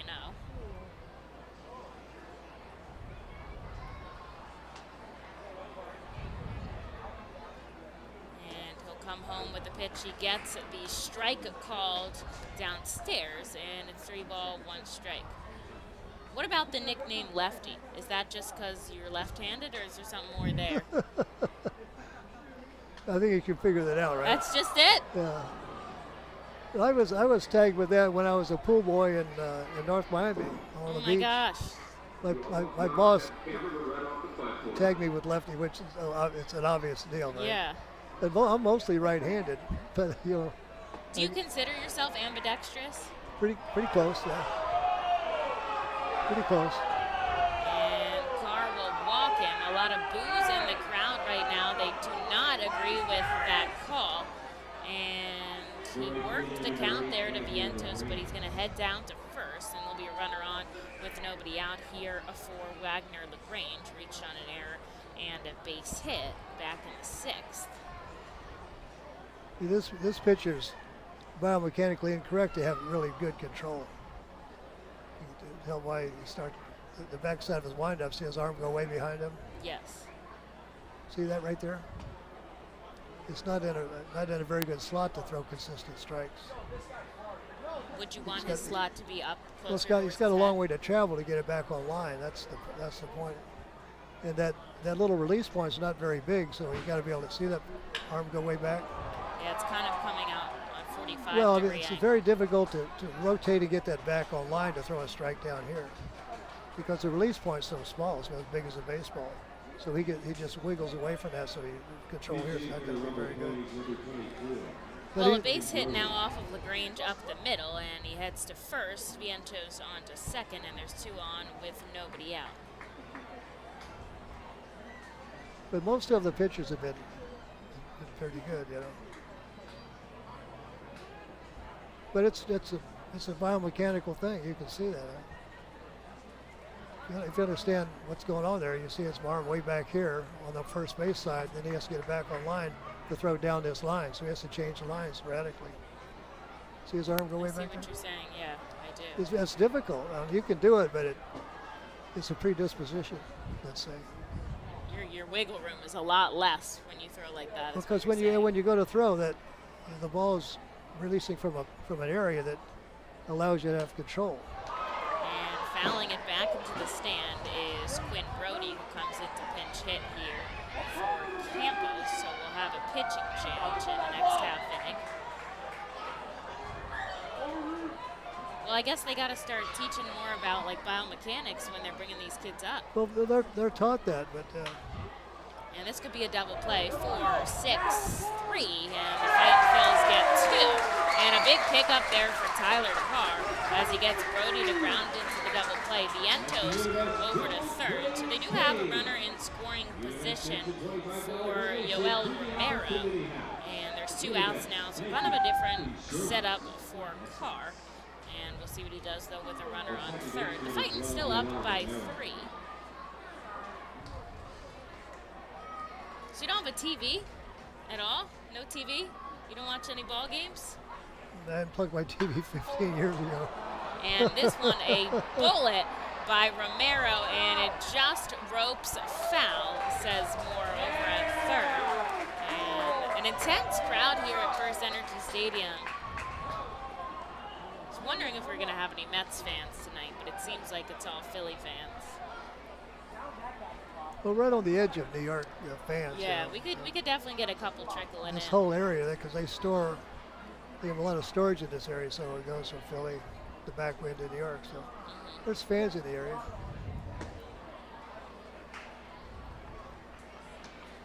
Yeah, it'll be interesting to see when Somerset comes up, the Yankees affiliate, if they come out on that side as well. Romero takes a ball, and it's 1-1 now with 2 outs. And Carr gets him to ground up, and a diving Stokes can't come up with it, so that will score a run. A base hit off of Romero makes it 6-4 here as the Fightin struggling to retain their lead in the top of the 8th, and luckily they did get all those insurance runs. Well, looking at the pitcher, it's difficult for him to throw 2 pitches in a row in the same spot because of what I just discussed. And you'll sit there and watch it, and you'll see what I see eventually. Yeah. The arm has to travel too far. And it's on a line because you're on 2 different levels. See the arm? Well, you got to talk to him about that after the game. I have nothing to say. We'll track him down. No, but we're just having a discussion here, you know. We'll work it out, but I'm telling you what, he's fighting himself, you know. Everything looks good except the travel of the arm. The arc should be more like this instead of this way, and then so he has to redirect it this way. Straight overhead. So he has to go side and up and over instead of back and over the top. You want to keep everything more in line. It's easier to throw a strike at the plate. So you see it now, don't you? I do. I see what you're talking about. He has to come all the way over. Well, he has to change directions. He's back here, then he has to come up here and then back in line this way. So really, that's a radical change of direction. Well, Romero taking a nice lead off of first, and they'll go for the pickoff attempt, but not in time. Carr is down to a strike here, and if he can get Rodriguez down, the Fightins will get a chance to bat in the bottom of the 8th. And then, of course, course, there'll be only 3 more outs for the Rumble Ponies to catch up. This one's in the dirt now, and the count evens 2-2. I've seen pitches like this, similar to that, and they never have the great control it takes to manage the plate inside, outside. A lot of stress on your arm, too.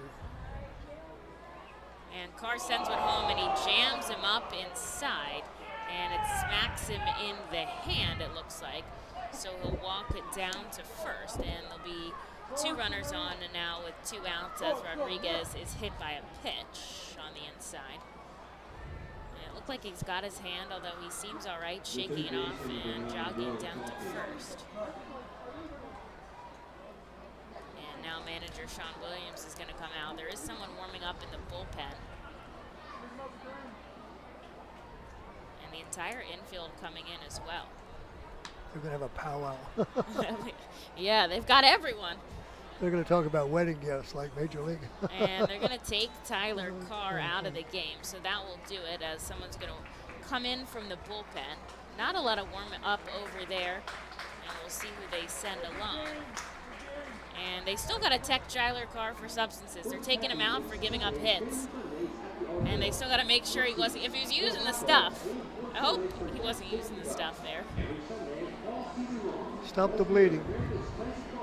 And so I think they're talking about wedding gifts on the mound right now. I don't know. I don't know what. You tell me. What do they come out and talk about? You've been out there. Remember Bull Durham, right? Yeah, I do remember. That's what they're talking about. It was a great movie. It was a great movie. Yeah. Well written. You like any other baseball ones?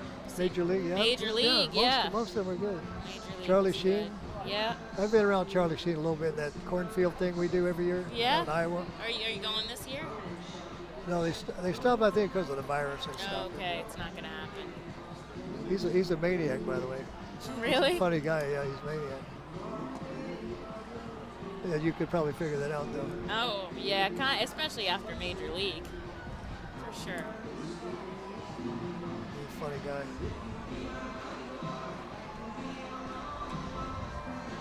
So what other things are you doing throughout the year? Are you traveling any more after this? Got any other things planned? We got the reunion in early August. Okay. We didn't do that last year. I didn't go anywhere, obviously, last year.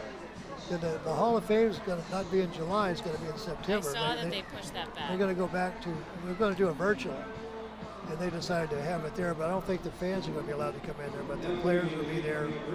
So you'll get to go? Yeah, we're going to go. Okay, that's nice. And then we got a show in December with Pete and Schmitty, myself, so that's it. Usually I'm traveling like 15 times a year, but it's like 3 or 4. Light year. It's just circumstances. Yeah. Everybody got shut down. Oh, yes, definitely. Well, it's nice you get at least to get out and about for a little bit. Yeah, absolutely. Is the reunion for 1980? What is the Philly reunion? They just have a reunion every year. I don't think there's a just theme alumni come back? What they do is they have that Wall of Fame thing. Okay. And Manny Chio's going this year. Okay, I see what you're saying. Well, Zarbnisky's going to come out to take the place of Tyler Carr, and he's going to try to get Will Toffee out. There's 2 runners on, and Toffee takes the first pitch strike from Zarbnisky. There's 2 outs now, and that tying run over on first, the go-ahead at the plate. Toffee chases one in the dirt, and it is 0-2. So what do you think of this guy's release point? Well, he's better off than what we just talked about with the other gentleman. He's more in line. It's easier to throw from that position. I'm just looking at his legs. And he's going to get time called on him as he's delivering. I think that's a little bit of a late time call there by Toffee. And he's really trying to mess up Zarbnisky, who now takes a stroll around the mound. Well, all the pitchers, like I said, they look good. It's pretty sound. Look good. But the one guy, you see, he's having one problem. That might be it, Yeah. Well, I guess they've made it to Double-A for a reason. Yeah. And it just misses inside. 1 ball, 2 But it could be just a small biomechanical change, so no big deal. Stott shaded to the right of second now. They're trying to shift here on Toffee. And he kicks and fires home. It's in the dirt. Nice block by Durant to keep it under wraps. Toffee struck out in his first at-bat in the 7th after coming in defensively. And Zarniski has him on 2 strikes here, looking for the final out, as the runners on the base path still belong to Tyler Carr, so he inherits 2. And Toffee sends it into the bullpen in foul territory, coming over Steven, but he's not able to get to it. And it is still 2 balls, 2 strikes. No, the other guy that was pitching, if he applied to his common sense and biomechanics, he would, if he saw a picture of himself, he would change it himself, because he was struggling with those strikes. That could be the one thing, let's say. I'm not sure everyone knows as much about it as you do. Well, and he gets him. Strikes out swinging, and Toffee's upset, jumping up and down as Zarniski comes in and gets the out he's looking for, and they're going to check him. See if he's good. Sean Williams we're comes still down. ahead, right? We're ahead. We're 6-4, and we're in the top of the 9th, so they only got 3 more outs to go, and hopefully that'll be it. Well, probably we're going to bail to beat the traffic. All right. You know? Well, thanks for joining me, Steve. Appreciate it. Fightin's up 6-4. Shots Electric has been in business 45 years. Tompkins Vist Bank does everything for us, from our banking to our insurance. They provided us new ideas and solutions. For example, remote deposit. It's very convenient because it's 24/7. I'm confident Tompkins Vist will be with us in the future. Tompkins Vist Bank and Tompkins Insurance. Service, stability, strength. Member FDIC Equal Housing Lender. Tompkins Insurance products are not FDIC insured and are not bank guaranteed. The Fightins feature special pregame happy hours every Monday through Thursday at the Yingling Hometown Tap Room. Tompkins Vist Bank Plaza opens at least 2 hours before game time for all happy hours. In addition to $1 off Rusty Rail Brewing thanks to Windsor Distributing, all happy hours feature live music on the T-Mobile stage. That's happy hour every Monday through Thursday home games thanks to Rusty Rail Brewing and Windsor Distributing. The Reading Fightin' Phil's birthday party package is the best way to celebrate a birthday. Whether you are a youngster or an adult, there is no better birthday than a Fightin's birthday. The Fightin's Fan Birthday Package is customizable for fans of any age and starts at just $120. Base packages include 10 general admission tickets to a Fightin's home game, an autographed baseball, and a VIP reserved parking spot. Fans can also add a wide variety of experiences and options to make sure your favorite Fightin's fan's birthday is a grand slam. We welcome you back to the bottom of the 8th here at FirstEnergy Stadium. 6-4 our score. After what turned into the first 6 innings as a great pitcher's duel has now just become a little bit of a slugfest here. Now looking to add back to it. Just an inning removed from their 4-run inning. Madison Stokes, the culprit of that 3-run homer. Rodolfo Duran with his solo shot on deck. First pitch swinging a hot shot through the 5-6 hole. And he's got his second hit of the afternoon. The catcher number 19, Rodolfo Duran. So that'll bring in Duran. He's having a great day at the plate. 2 for 3, a double and a homer.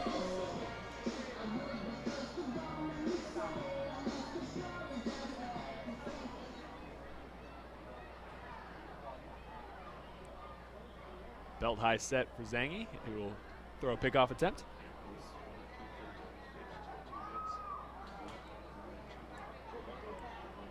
So now with the pitching change, that brings an end to the day for Campos.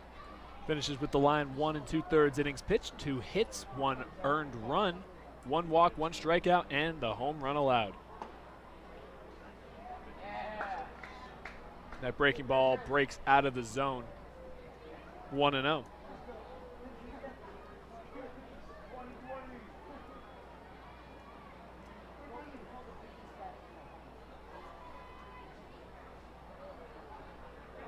The 1-0.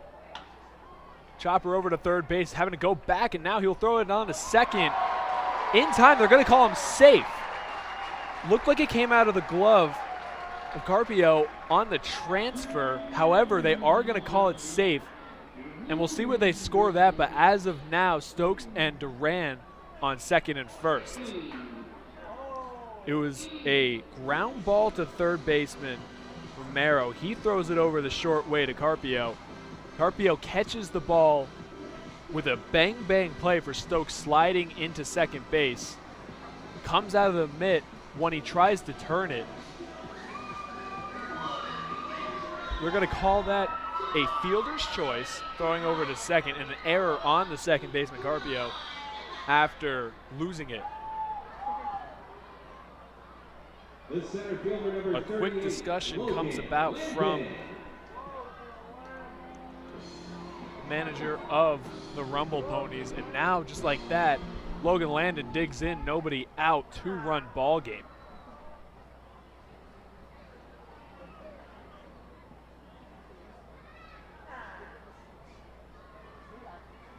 Squaring around is Landon. He will pull back 1-0.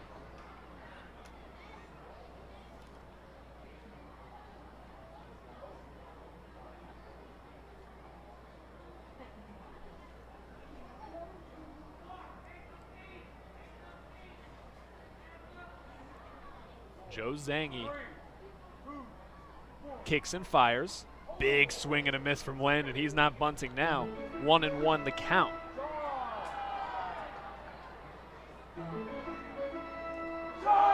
Zangi on the season, 8 innings pitched, a 16.88 ERA. Obviously a short sample size in 7 games. The 1-1. Swung on and missed. That'll make it 1-2.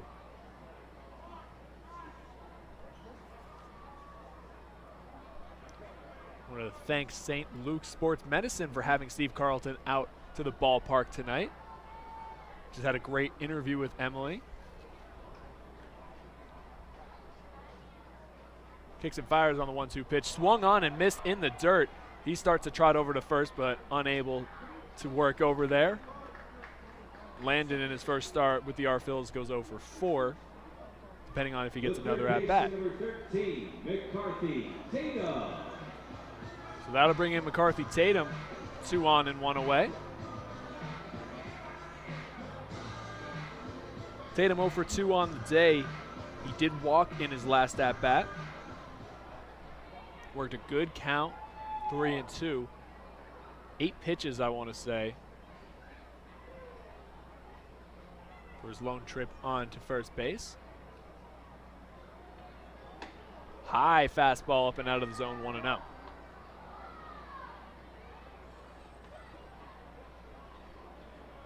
Zangi, the right-handed pitcher in the Mets organization from Milford, Connecticut. Drafted by the Cincinnati Reds. But then signed by the Mets after. That one's out of the zone, 2-0.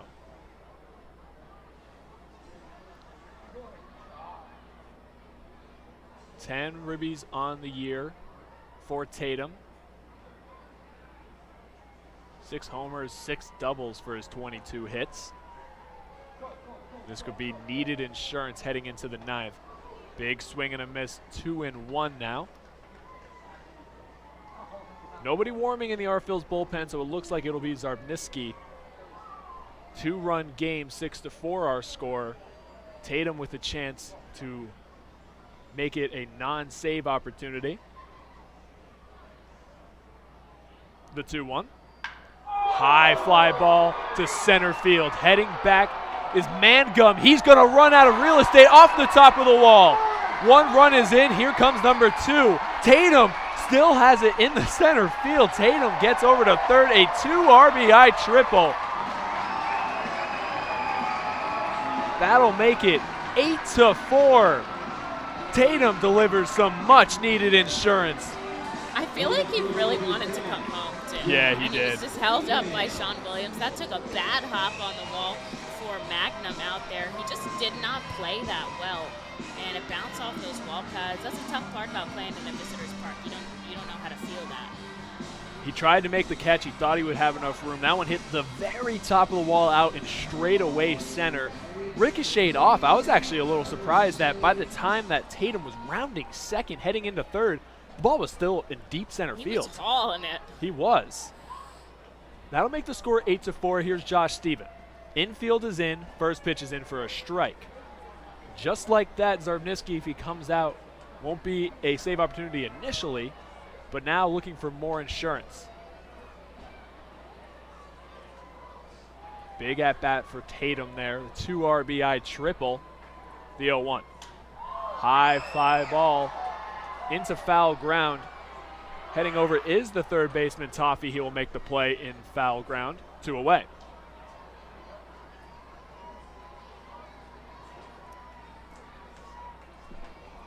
The pitcher, number 36, Braden Zardniski. Now with 2 away, Braden Zardniski is going to dig into the lefty batter's box. 2 away, looking to help his own cause. Now the infield returns to normal depth. Moved into the infield grass just for that one at-bat. The first pitch. Swing and a miss. 93 on the outer half. 0-1 now.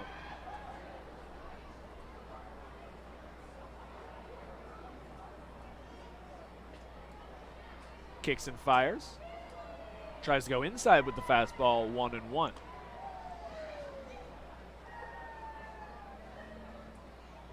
Zangy coming off a scoreless appearance against the Portland Sea Dogs on the 17th last series. He went 1-2-3 with a strikeout. Not the same here. He's ahead of the pitcher Zarbniski, 1-2 now with 2 away. 8-4 our score in what has been an eventful one here for the R-Phils. 1-2, 2 outs. Lazy fly ball, it'll reach the seats. So we'll do it again before we head into the 9th. And I think that hit from Tatum is going to prove to be very important on the top of the 9th. This team has really battled back and forth throughout this game. And hitting with runners in scoring position like that is so important. Fastball on the outer half, in for strike 3, and that'll bring an end to the inning. But not before McCarthy Tatum puts up 2 insurance runs. We're heading to the 9th, 8-4 our score. Don't go anywhere. At Savage 61, our goal is to assist you in making a confident decision. Our friendly professional staff members are available to answer all of your questions and listen to all of your needs. Whether you're shopping for a new or pre-owned vehicle, we're ready to help you with your search. Visit our dealership on Pottsville Pike today. The R-Phils and Savage 61 are excited to bring you Fightin's Baseball live from the comfort of your own home. If you are listening to this now, you're probably watching on YouTube, Facebook, or Twitch. Thanks for tuning in, and feel free to check us out on rphils.com/pressbox for all the elite baseball information on the Fightin' Phils. The world-famous Fightin' Phils mascot band celebrates its 21st season in 2021, with pregame concerts starting Saturdays in May thanks to Truist. You heard right, actual mascots playing in a rock and roll band. See Quack the Rubber Duck on lead vocals and guitar, Screwball on drums, Bucky on bass, Change Up on bongos, and Blooper on lead guitar. A real band jamming on the T-Mobile stage before Saturday games this season. Don't miss the one-of-a-kind Fightin' Phils mascot band. Pre-game on Saturdays thanks to Truist. And we head to the 9th. 8-4 Reading leads.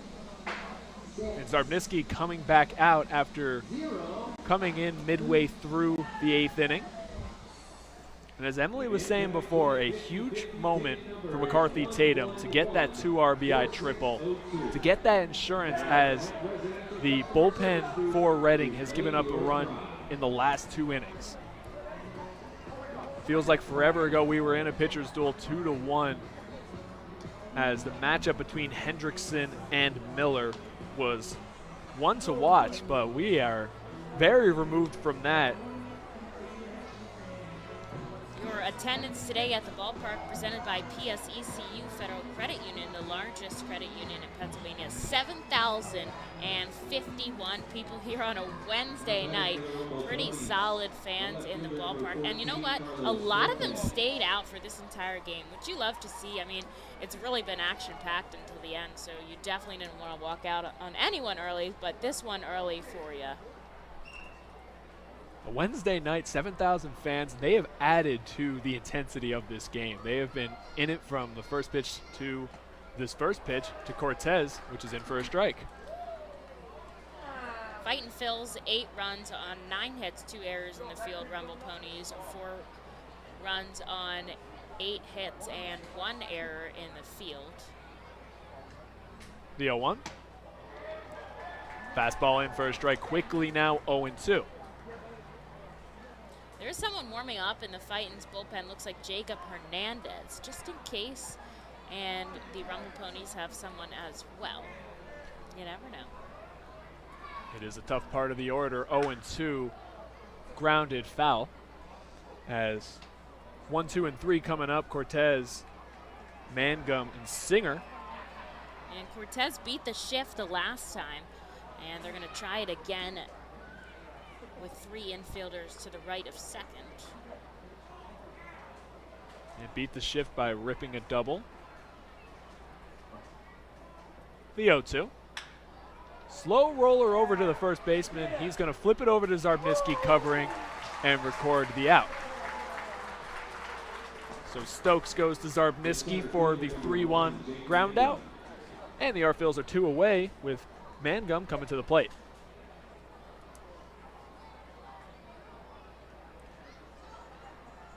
Before Hendrickson's stellar performance got started, as you will, there was a home run given up to Mangum. He launched one just over the seats out in left field. And then his next at-bat showed the wheels by laying down an infield single on a bunt.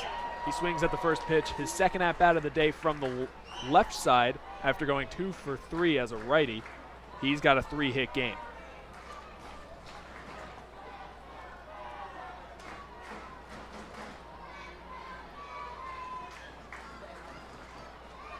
Let's go Reading chants across the ballpark. The 0-1, make it 0-2.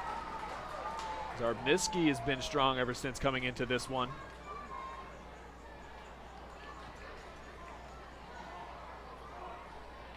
Zarbniski able to strand both the inherited runners he picked up from Tyler Carr to finish the top of the 8th. Now at the top of the 9th with a 2-strike count. Pulls the fastball 95 just a bit in on the hips of Mangum.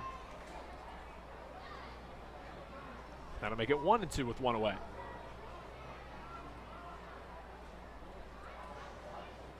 Kicks and fires.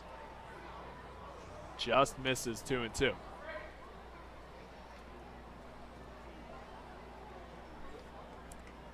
On deck is the catcher Singer. 0 for 4 on the day.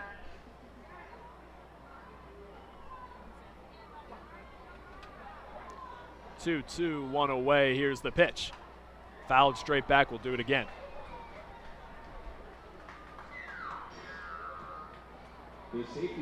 Jake Mangum, the 30th ranked prospect in the Mets organization. Someone they are very excited about out of Mississippi State, as we talked about earlier. Looking for him to develop the pop tool because everything else is major league caliber. The 2-2. Swung on and missed. Zarbniski fans Mangum the hottest hitter for the Rumble Ponies today, and they're 1 out away. The catcher number 3, Hayden Singer. Now to bring in Hayden Singer. He's 0 for 2 on the afternoon. 2 walks to his name. The only 2 walks given up by Hendrickson today.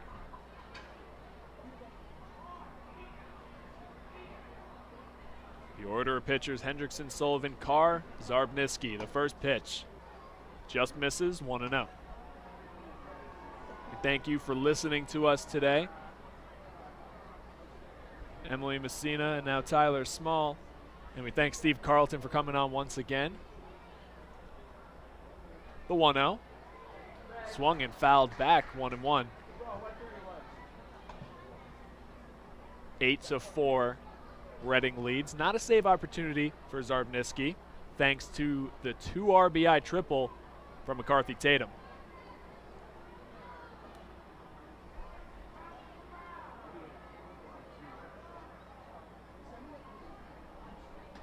Kicks and fires. Just misses outside, 2-1. Some compliments from the fans about that pitch.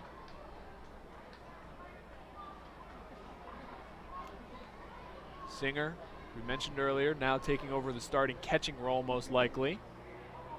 He'll take another pitch, 3-1.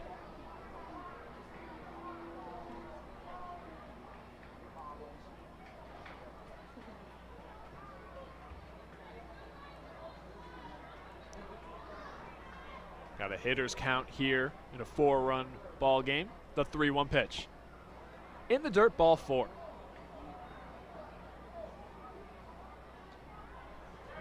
So Singer will take his trot down to first base with 2 outs in the top of the 9th. That'll help his already impressive on-base percentage, as through 25 games between Brooklyn and Binghamton, he has a .377 on-base clip. And now they will bring in somebody that they would rather not see, Mark Vientos. He's over 3 on the day, hasn't put his mark on the game yet, just with a walk, but he swings at the first pitch and drills it deep to right field. Looking up Bonifacio, this one's out of here. Speak of the devil himself, Mark Vientos. First pitch delivers, cutting the R-Phils lead in half, 8-6.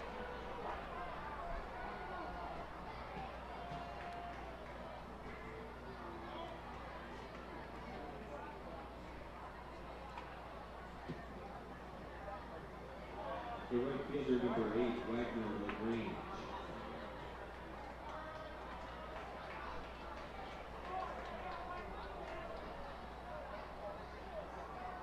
That was the number 8 prospect in the Mets organization, and he shows why with the opposite field pop. Now it becomes a save opportunity for Zarbniski, although not the way he would have liked.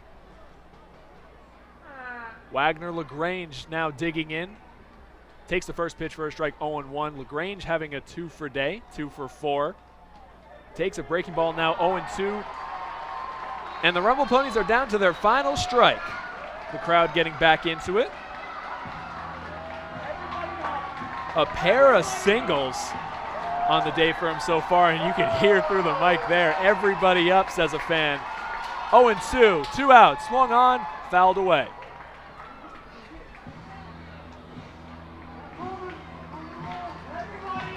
So once again, we hear it, everybody up. You can even see it on your screen. It's been a fun one here in FirstEnergy Stadium, looking to put the cherry on top with a W. The 0-2. Lazy fly ball out to left field and in for a single. LaGrange picks up his 3rd hit of the afternoon by just throwing his hands at the pitch.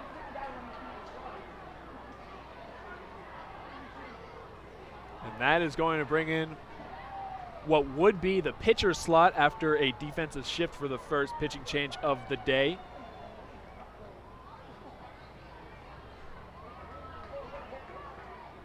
We will see what happens here.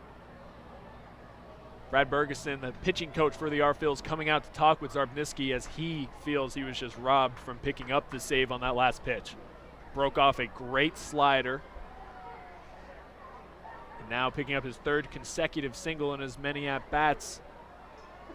LaGrange just flips one into no man's land as Steven playing very deep out in left field. He still is.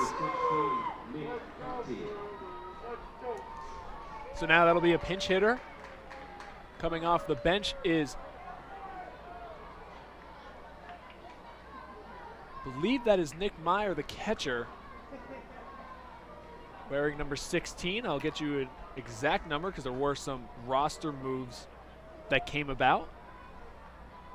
First pitch in the dirt. Good block by Duran.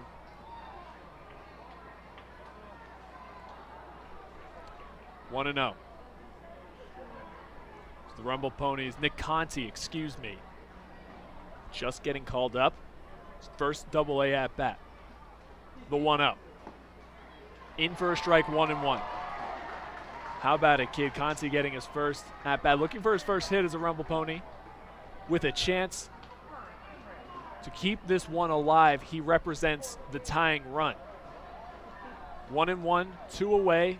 Modest lead over at first for LaGrange. Fastball in for a strike, and once again, Binghamton down to their final strike.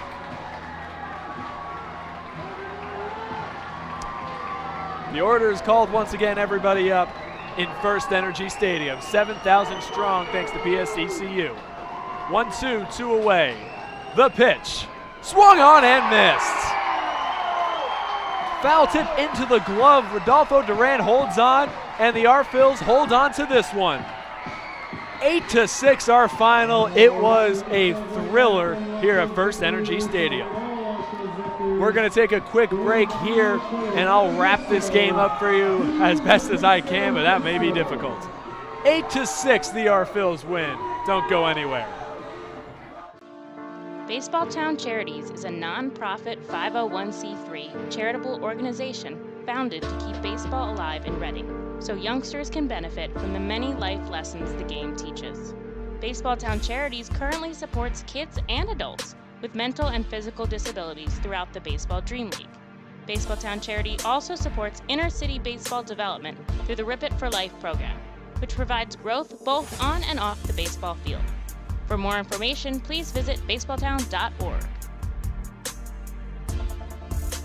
The Fightins feature special post-game concerts throughout the entire season with more live music than anywhere else in Berks County. Each post-game concert features $1 off St. Boniface Brewing and live music on the T-Mobile stage. That's post-game concerts thanks to St. Boniface Brewing. The Reading Fightin' Phil's birthday party package is the best way to celebrate a birthday. Whether you are a youngster or an adult, there is no better birthday than a Fightin's birthday. The Fightin's Fan Birthday Package is customizable for fans of any age and starts at just $120. Base packages include 10 general admissions tickets to a Fightin's home game, an autographed baseball, and a VIP reserved parking spot. Fans can also add a wide variety of experiences and options to make sure your favorite Fightin's fan's birthday is a grand slam. Saturday is a featured game and provides Mega Blast fireworks. So that brings an end to a fun one, to say the least. The R-Phils win 8-6, taking game 2 of the series. They are now split after losing yesterday 2-0 to the Rumble Ponies.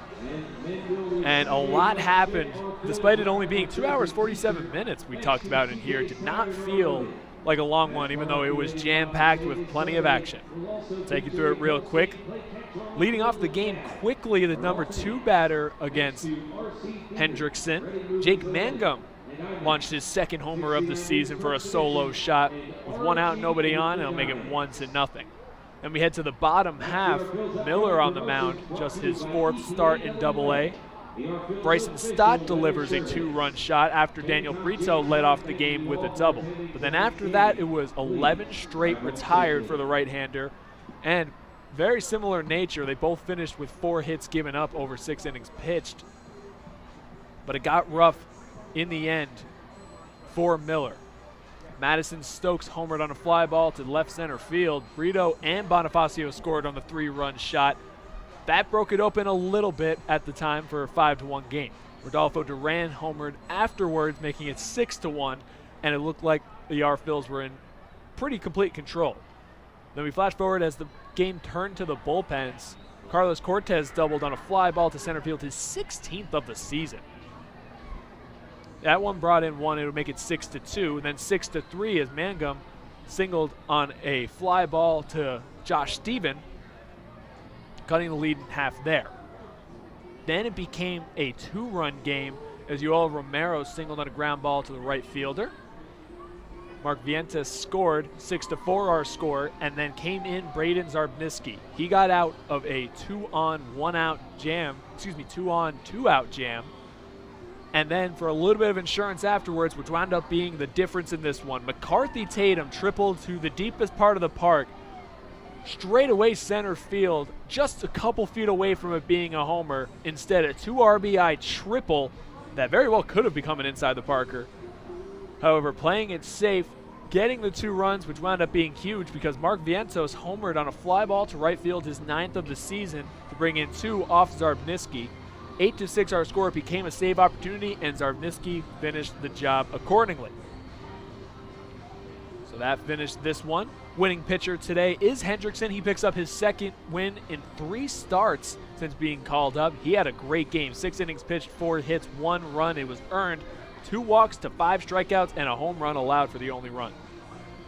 The losing pitcher was Miller. 5 1/3, 5 hits, 5 runs, all of them earned. 2 walks to 3 strikeouts and 2 homers, and that was the difference. He was shoving it through the beginning, however, unable to finish his 6th with that 2nd home run given up to Stokes.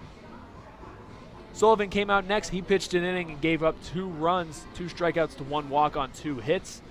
Then Carr records the hold as he went 2/3 of an inning, 2 hits, 1 run, 1 walk, no strikeouts. And then Braden Zarbniski picks up his 2nd save of the season. 1 1/3 innings pitched, 2 hits, 2 runs, both of them earned, 1 walk, 3 strikeouts, and a home run allowed in the 9th.